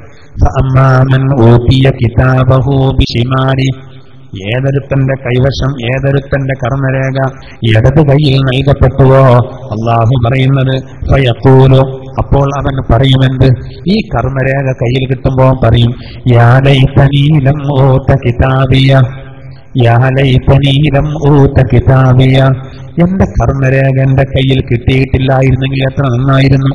ഇതിൽ കാണുമ്പോൾ വല്ലാത്ത വിഷമം, എല്ലാ തെറ്റും അതിൽ കാണുന്നുണ്ട്. വലം അദ്രി മാ ഹിസാബിയ, എന്റെ വിചാരണ എന്താണെന്ന് ഞാൻ അറിഞ്ഞിട്ടില്ലായിരുന്നെങ്കിൽ എത്ര നന്നായിരുന്നു. പടച്ചോനെ ഈ വിചാരണയെ പറ്റി അറിഞ്ഞിട്ടില്ലായിരുന്നെങ്കിൽ എത്ര നന്നായിരുന്നു. മരണത്തോടുകൂടെ എല്ലാം തീർന്നിരുന്നെങ്കിൽ എത്ര നന്നായിരുന്നു. ഈ മരണത്തോടുകൂടെ എല്ലാം തീരുകയാണെങ്കിൽ എത്ര നന്നായിരുന്നു റബ്ബേ, എന്തൊരു പ്രയാസാണത്. അവന് പറയാണ് എന്റെ സമ്പത്ത് എനിക്ക് പ്രയോജനപ്പെട്ടില്ലല്ലോ. ദുനിയാവെന്ന് കളിച്ചോനാ. സമ്പത്തിന്റെ കൊണ്ട് പോലീസ് സ്റ്റേഷനിൽ നിന്ന് ഇറക്കിക്കൊണ്ടുവന്ന മകനെ സ്വാധീനുണ്ടായ എന്തൊക്കെ നടക്കും.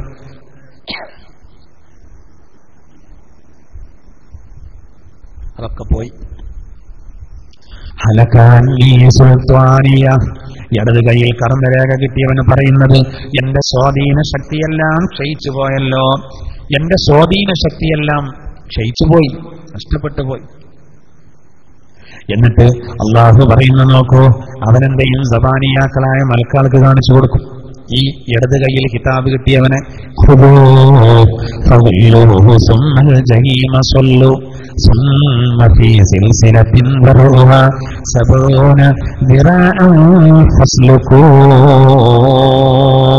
ഈ ആയത്ത് കാരണം ഒരുപാട് ആളുകൾക്ക് മരണം സംഭവിച്ചിട്ടുണ്ട്.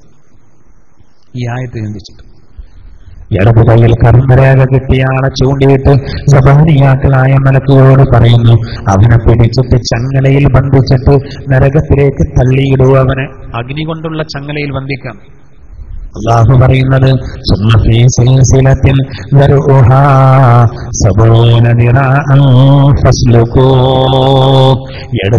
മുഴം നീളമുള്ള ചങ്ങലയിലേക്ക് അവനെ പ്രവേശിപ്പിക്കൂ, 70 മുഴമുള്ള ചങ്ങലയിലേക്ക് അവനെ കടത്തു എന്ന് തുടർന്ന് പറയുന്നതാണ്. അള്ളാഹു തിരുവോട് പറഞ്ഞ ചങ്ങല എന്ന് പറഞ്ഞാൽ കണ്ണികൾ അഗ്നിയുടെ ചങ്ങലയാണ്. ആ ചങ്ങലയുടെ ഒരൊറ്റ കണ്ണി അല്ലാഹു ഈ ഭൂമിയിലെ ഒരു വലിയ പർവ്വതത്തിന്റെ മുകളിലേക്ക് ഇട്ടാൽ ആ പർവ്വതം ഉരുകിയ ലോഹം പോലെ ഒലിച്ചിറങ്ങും. നോക്കി, ഉരുകിയ ലോഹം പോലെയാണ് ഒലിച്ചിറങ്ങുന്നതാണ്.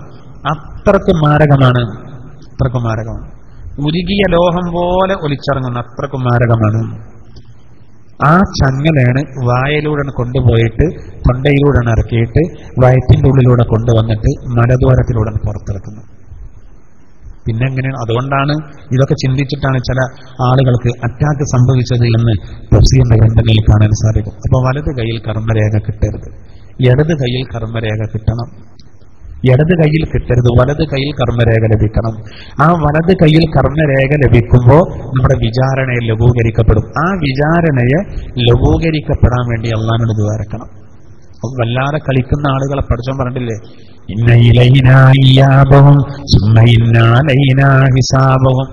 അവരെ മടക്കം നമ്മിലേക്കാണ്, അവിടെ വിചാരണയും നമ്മുടെ ബാധ്യതയാണ്, അവിടെ നാം വിചാരണ ചെയ്യുന്നതാണ്. അതാണ് നമ്മൾ പറയുന്നത്, അല്ലാഹുമ്മ യസ്സിർ ഹിസാബി, പടച്ചോനെ എന്റെ വിചാരണയെ ലഘൂകരിച്ച് തരണമേ. രേഖകൾ ആക്കിപത്ത് നന്നായാൽ ഒരു പ്രശ്നമില്ല, എല്ലായിടത്തും കഴിച്ചിലായി ഇങ്ങനെ പോവാ. രേഖ ക്ലിയറാണ്. ഗൂഡല്ലൂര് ഖുർആൻ ക്ലാസ് കഴിഞ്ഞൊക്കെ പോരുമ്പോ അവിടുത്തെ ആൾക്കാർ പറഞ്ഞു, സ്ഥലം കുറച്ച് അരി കൊണ്ടുപോയാലോ ചോദിച്ചിട്ടുണ്ട്. തമിഴ്നാട്ടില് പോരുമ്പോ കുറച്ച് അരി കൊണ്ടുപോയാലോ? അങ്ങനെ വേണ്ട, അല്ല ഇവിടെ വില തീരല്ല, ആ കാറിന്റെ ബാക്കിൽ എടുത്തിട്ടാ പോരെ എന്നൊക്കെ പറഞ്ഞു. ഞാൻ സ്വീകരിച്ചില്ല. ഭാഗ്യത്തിന് അന്ന് പോരുമ്പോ പോലീസ് തന്നു. ഒരു വണ്ടിയൊക്കെ ആകെ ചെക്ക് ചെയ്തു, അരിയോ മറ്റോ ഒക്കെ ചന്ദനോ എന്നൊക്കെ അടുത്തുണ്ടോ നോക്കുകയാണ്. വണ്ടി തടഞ്ഞ ഉടനെ തന്നെ ഞാൻ വണ്ടി വിടുന്ന ആളോട് ചോദിച്ചു, പേപ്പറൊക്കെ റെഡിയല്ലേ? ചോക്കെ റെഡിയാണ് ഉസ്താദാണ്, ധൈര്യമായിട്ടിരുന്നോളിയാണ്. അപ്പൊ നമ്മൾ ധൈര്യമായിട്ടിരുന്നു. അപ്പൊ നമ്മൾ മുഖത്ത് നോക്കിയാൽ തന്നെ നമുക്കൊരു പേടി വരില്ല. നേരെ അടിച്ച് കുടുങ്ങിയല്ലോ ഉസ്താദേ എന്ന് പറഞ്ഞാൽ നമുക്ക് ബേജാറായി. പേപ്പറില്ല അല്ലേ? അപ്പൊ നമ്മളും പേടിക്കും. അപ്പൊ നമ്മളെ മുഖത്ത് അത് കണ്ടാൽ എന്തോ തരികളുണ്ട് തോന്നും. അപ്പോൾ നല്ല ചൊക്കെ ധൈര്യമായിട്ട് ഇങ്ങനെ ഇരുന്നെടുത്താൽ. ഞാൻ പറയുന്നത് എന്താ അറിയോ, ഇവിടെ അങ്ങനെ ഉണ്ടല്ലോ, രേഖകളൊക്കെ ക്ലിയർ ആണെങ്കിൽ നമ്മൾ ചെക്കിംഗ് ഉണ്ടാകുമ്പോൾ എന്ത് പഠിക്കണം? പുകക്കോയിൽ വരെ പരിശോധിച്ച് റെഡിയാ, ഹെഡ്ലൈറ്റുമ്പോൾ പുള്ളി വരെയുണ്ട്. ഇനി എവിടെയും പിടിക്കാനൊരു ചാൻസും ഇല്ല. കൊടുക്കാൻ കരുതി എന്തെങ്കിലും ഒന്ന് കൊടുക്കാന്ന് പറയണേക്കാം, എന്നാലും ഒരു ചാൻസും ഇല്ലാന്ന് കൂട്ടിക്കോളി, ഒരു ചാൻസും ഇല്ല. നമുക്ക് എത്ര റാഹത്തുണ്ടാവും സഹോദര. ആഖിബത്ത് നന്നായാൽ അവിടുന്ന് അങ്ങോട്ടുള്ള കടമ്പകളൊക്കെ വളരെ എളുപ്പമാണ്. ഖബറിൽ ചോദ്യം ചെയ്യാൻ വരുന്ന മലക്കുകൾ ഒരു നല്ല ചൊറുക്കിലാ വരിക.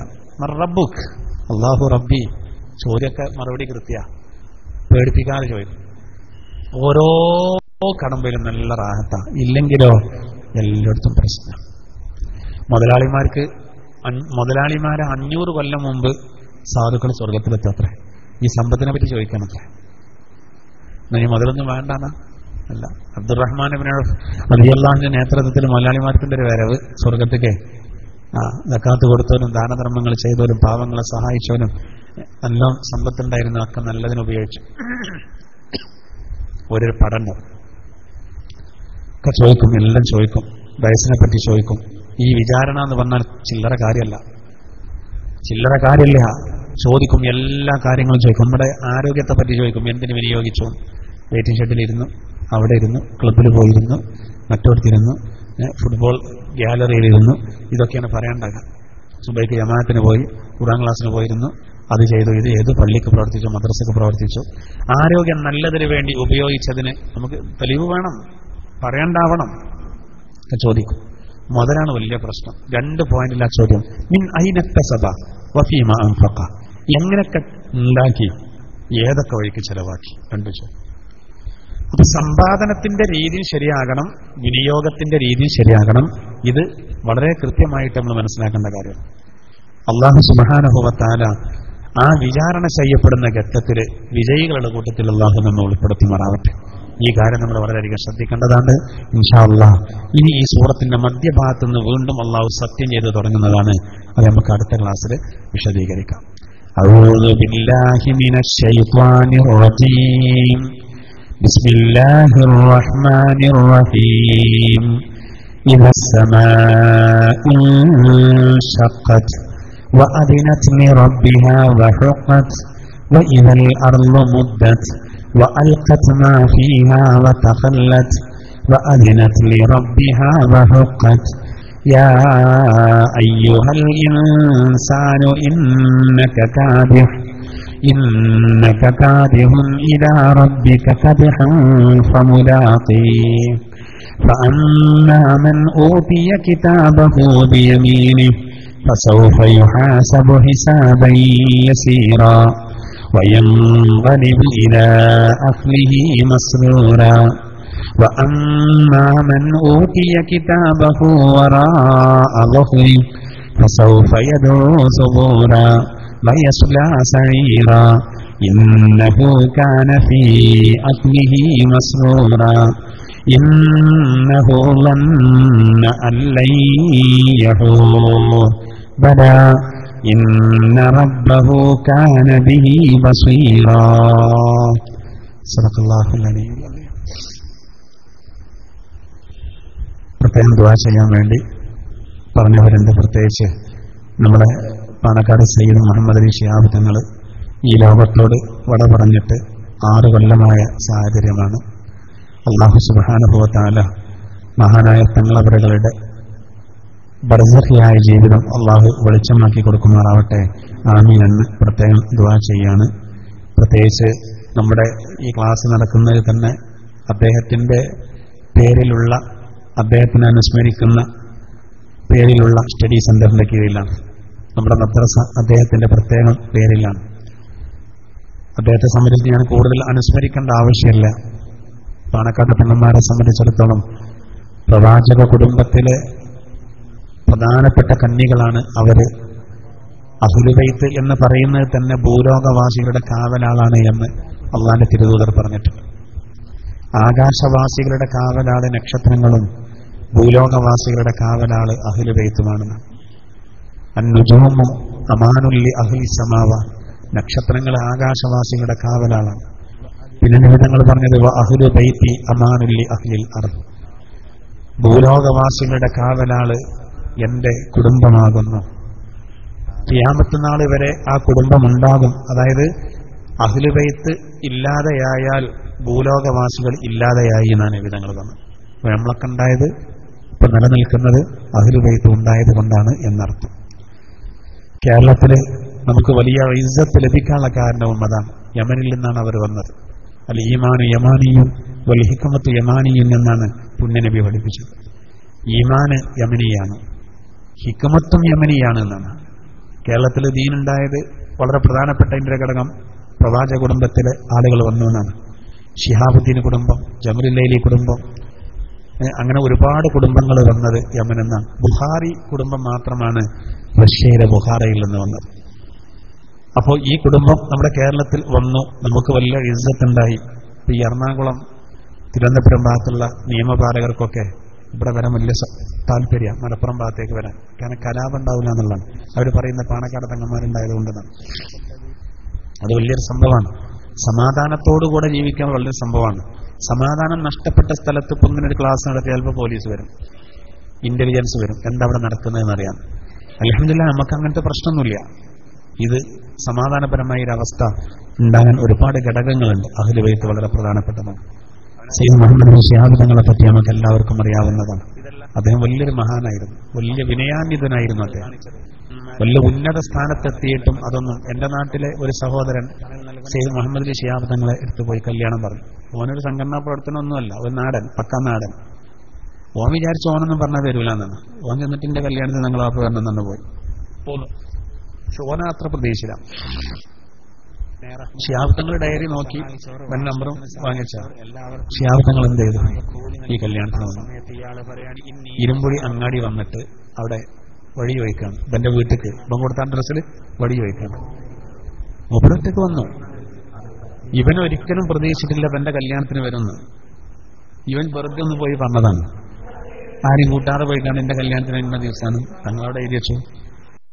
അവിടെ വലിപ്പ ചെറുപ്പം വ്യത്യാസമില്ല, സ്വാധീനം ഉണ്ടോ ഇല്ല എന്നുള്ളതല്ല, അത് വീട്ടിൽ വന്നു എന്നുള്ളതാണ്. ഒരാൾക്കാർ വിളിച്ച ചീത്തറിഞ്ഞു, അത് ശ്രദ്ധിച്ചിട്ടില്ല, വരണ്ടേ നോക്കിയിട്ടില്ല. തങ്ങൾ വന്നിട്ട് അങ്ങാടിയിൽ വന്നിട്ട് വഴി ചോദിക്കാണ് ഇയാളെ വീടെടുക്കാൻ. ഒരു ഹിന്ദു സഹോദരനോടെ ചോദിക്കണം. ആകെ അന്തം വിട്ടു. ശിഹാബ് തങ്ങളുള്ളത് എന്നുണ്ട്. നമ്മൾ ചിന്തിക്കേണ്ട എന്താ വെച്ചാൽ വല്ലാത്തരല്ലേ അത് എല്ലാവർക്കും ഒന്നും കഴിയില്ല. നേതാക്കൾ ഇപ്പൊ നമുക്ക് പല നേതാക്കളെ അറിയാം. ഒരു നേതാവിന്റെ അരികെ ചെന്നപ്പോ ആള് തിരുവനന്തപുരത്താണ്, ആള് മാളേന്റെ മുകളിലാണ്, ആള് മുകളിലാണ്, ചെരുപ്പ് അവിടെ ഉണ്ട്, ആള് തിരുവനന്തപുരത്താണ്. വെറുതെ വന്നാണ്. അയാൾ തിരുവനന്തപുരത്ത് അയക്കാൻ ഈ സഹോദരൻ ഒരുപാട് ഇലക്ട്രിക് പോസ്റ്റുമ്പോൾ കയറിയതാണ്. പോസ്റ്റ് ഒട്ടിക്കാനേ, വോട്ട് ചെയ്യാൻ. എന്നിട്ട് പറയുന്ന ആള് തിരുവനന്തപുരത്താണ്. ഈ പാവം മൈദപ്പൊടി കയ്യുമാക്കുമ്പോ മറ്റേയാൾ നല്ല പൊറാട്ട നേകാറ്. എന്നിട്ട് ഈ സാധു ചെല്ലുമ്പോ പറയാ സാറ് തിരുവനന്തപുരത്താണെന്ന് പറയിപ്പിക്കുക. ഇയാളും നേരക്ക് കയറി പോകുന്ന കണ്ടുപോകും. നിങ്ങൾ ആലോചിച്ച് നോക്കി, ആ ജാതി നേതാക്കളുള്ള കാലഘട്ടത്തിലാണ് ശിഹാബ് തങ്ങളെ നേതാവ്. ചിന്തിക്കേണ്ടതാണ്. വല്ലാത്തൊരു സ്വഭാവമായിരുന്നു അദ്ദേഹത്തിന്, വല്ലാത്തൊരു സൽസ്വഭാവമായിരുന്നു അദ്ദേഹത്തിന്. എല്ലാരും പരിഗണിക്കണില്ലേ? വലിയ സംഭവമാണല്ലോ, വലിയൊരു സംഭവം. എത്ര ക്ഷീണം ഉണ്ടെങ്കിലും എല്ലാവർക്കും ഒരു ഫാത്തിഹ ഓതിയതായിരുന്നു. അതുകൊണ്ടൊന്ന് യാസീൻ ഓതിയതായിരിക്കാൻ ആളുകൾ തയ്യാറാണ്. ഇവിടെ പിന്നെ ഊരകത്തുണ്ട് നമ്മുടെ ഒരു സുഹൃത്ത്, ക്ലാസ്സിന് വരണ്ടേ, അവന് ഗൾഫിക്ക് പോകുമ്പോൾ തങ്ങളെടുത്തൊന്ന് പോയി ദ്വാരിപ്പിച്ചു പോകും. ഏതെങ്കിലും തങ്ങളെടുത്തൊന്ന് ദ്വാരക്കും. ഒരുക്കമാണ് സുബൈക്ക് പോകണം. രാത്രിയാവും വന്ന് നോക്കുമ്പോൾ ഒരു തങ്ങന്മാരും ഇല്ല, ഒക്കെ പരിപാടിക്ക് പോയാലാണ്. ഇവരാണ് ഈ സുബൈക്ക് ഗൾഫിക്ക് പോകേണ്ട ആളുമാണ്. കൊല്ലങ്ങളുണ്ട്, സുഖമില്ലാതെ കിടക്കണം. മരിക്കുന്നതിന്റെ കുറച്ച് മാസങ്ങൾക്ക് മുമ്പാണ്. അപ്പൊ ഇവനെന്ത് ചെയ്തു? പാണക്കാട്ട കുഴപ്പനക്കിന് മുറ്റത്ത് കിടന്ന് ഇങ്ങനെ വൈകുന്നേരം തിരിയാണ്. ഒരു രാത്രി പിന്നെ 11 മണിയായിട്ടുണ്ട്. അപ്പൊ അവിടെ ജോലി ചെയ്യുന്ന ആള് ചോദിച്ചു, എന്താ ചോദിച്ചു? ഒന്നുമല്ല, തങ്ങള് ഉറങ്ങി വെച്ചാൽ തങ്ങൾ കുറച്ചേരായി കടന്നിട്ടുണ്ട്, ഭയങ്കര ക്ഷീണാണ്, കടന്നിട്ടുണ്ട്, സമയം ഒരുപാടായിട്ടുണ്ട്, ഞാൻ നാളെ സുബൈക്ക് പോകാനുള്ളതാണ്. ഈ പോക്കിനിപ്പോ ആരെക്കൊണ്ടും ദ്വാരിപ്പിക്കാൻ പറ്റാതെ പോകേണ്ടിയിരുന്നാ തോന്നുന്നുണ്ട്. അപ്പൊ അവിടുത്തെ ആളെന്ത് ചെയ്തു? ഞാനൊന്ന് പോയി ആവട്ടെ, തങ്ങൾ ഉറങ്ങിയെന്നോ ഇല്ലെന്ന് പോയി. അപ്പൊ തങ്ങൾ ബെഡ്റൂമിലാണ്. അപ്പൊ ഈ കാൽപെരുമാറ്റം കേട്ടിട്ട് തങ്ങൾ ചോദിച്ചു, എന്താന്ന് ചോദിച്ചു. അതിങ്ങനെ ഇവിടെ ഊരകത്തുള്ള കാലത്തോട്ടപ്പുറത്തുള്ള ആളിവിടെ ഉണ്ട്, ഇങ്ങനെ നാളെ രാവിലെ പോകാനുള്ള ആളാണ്, ഒന്ന് ദ്വാരക്കാൻ വേണ്ടി പറയുന്നത്. ഇത് തങ്ങൾ അയാൾ അങ്ങോട്ട് വിളിക്കുക. എന്നോടിത് പറഞ്ഞ ഈ സഹോദരൻ ഉണ്ടല്ലോ, ഓൻ കരഞ്ഞുപോയി ഇത് പറഞ്ഞിട്ട്. ഇവര് 4 ആൾക്കാരുണ്ട് പുറത്ത്, ഇവനുണ്ട്, ഇവന്റെ സുഹൃത്തുക്കൾ 4 ആളുണ്ട്. അതിൽ ഇവരെ വിളിച്ചു. തങ്ങളെ ബെഡ്റൂമൊക്കെ വിളിച്ചത്, തങ്ങളെ ബെഡ്റൂമൊക്കെ വിളിക്കേണ്ടത്. അതിൽ ഇവർ ചെന്നു, ബെഡ്റൂമിൽ ചെന്നു. അപ്പൊ തങ്ങൾ ഒരു ബനിയനും ഒരു ടീഷർട്ടും ഒക്കെ ഇട്ടിട്ട് ഒരു കള്ളിത്തുണി എടുത്തിട്ട് ഇങ്ങനെ ഇരിക്കുന്നുണ്ട്. അതിൽ വിളിച്ചു. ആരാ പോകുന്ന ചോദിച്ചു. പോകുന്ന ആളെ വിളിച്ച് അടുത്തവിടെ ഇരുത്തി. എപ്പോഴാണ് പോകുന്ന ചോദിച്ചു. നാളെ രാവിലെയാണ്. അതിൽ മേശമുണ്ട്, തൊപ്പി എടുക്കാൻ വന്നു, അത് തലയിട്ടു. അൽ ഫാത്തിഹ. ഇങ്ങനെ നേതാവിനെ എവിടെ കിട്ടിയ സമാധാനം?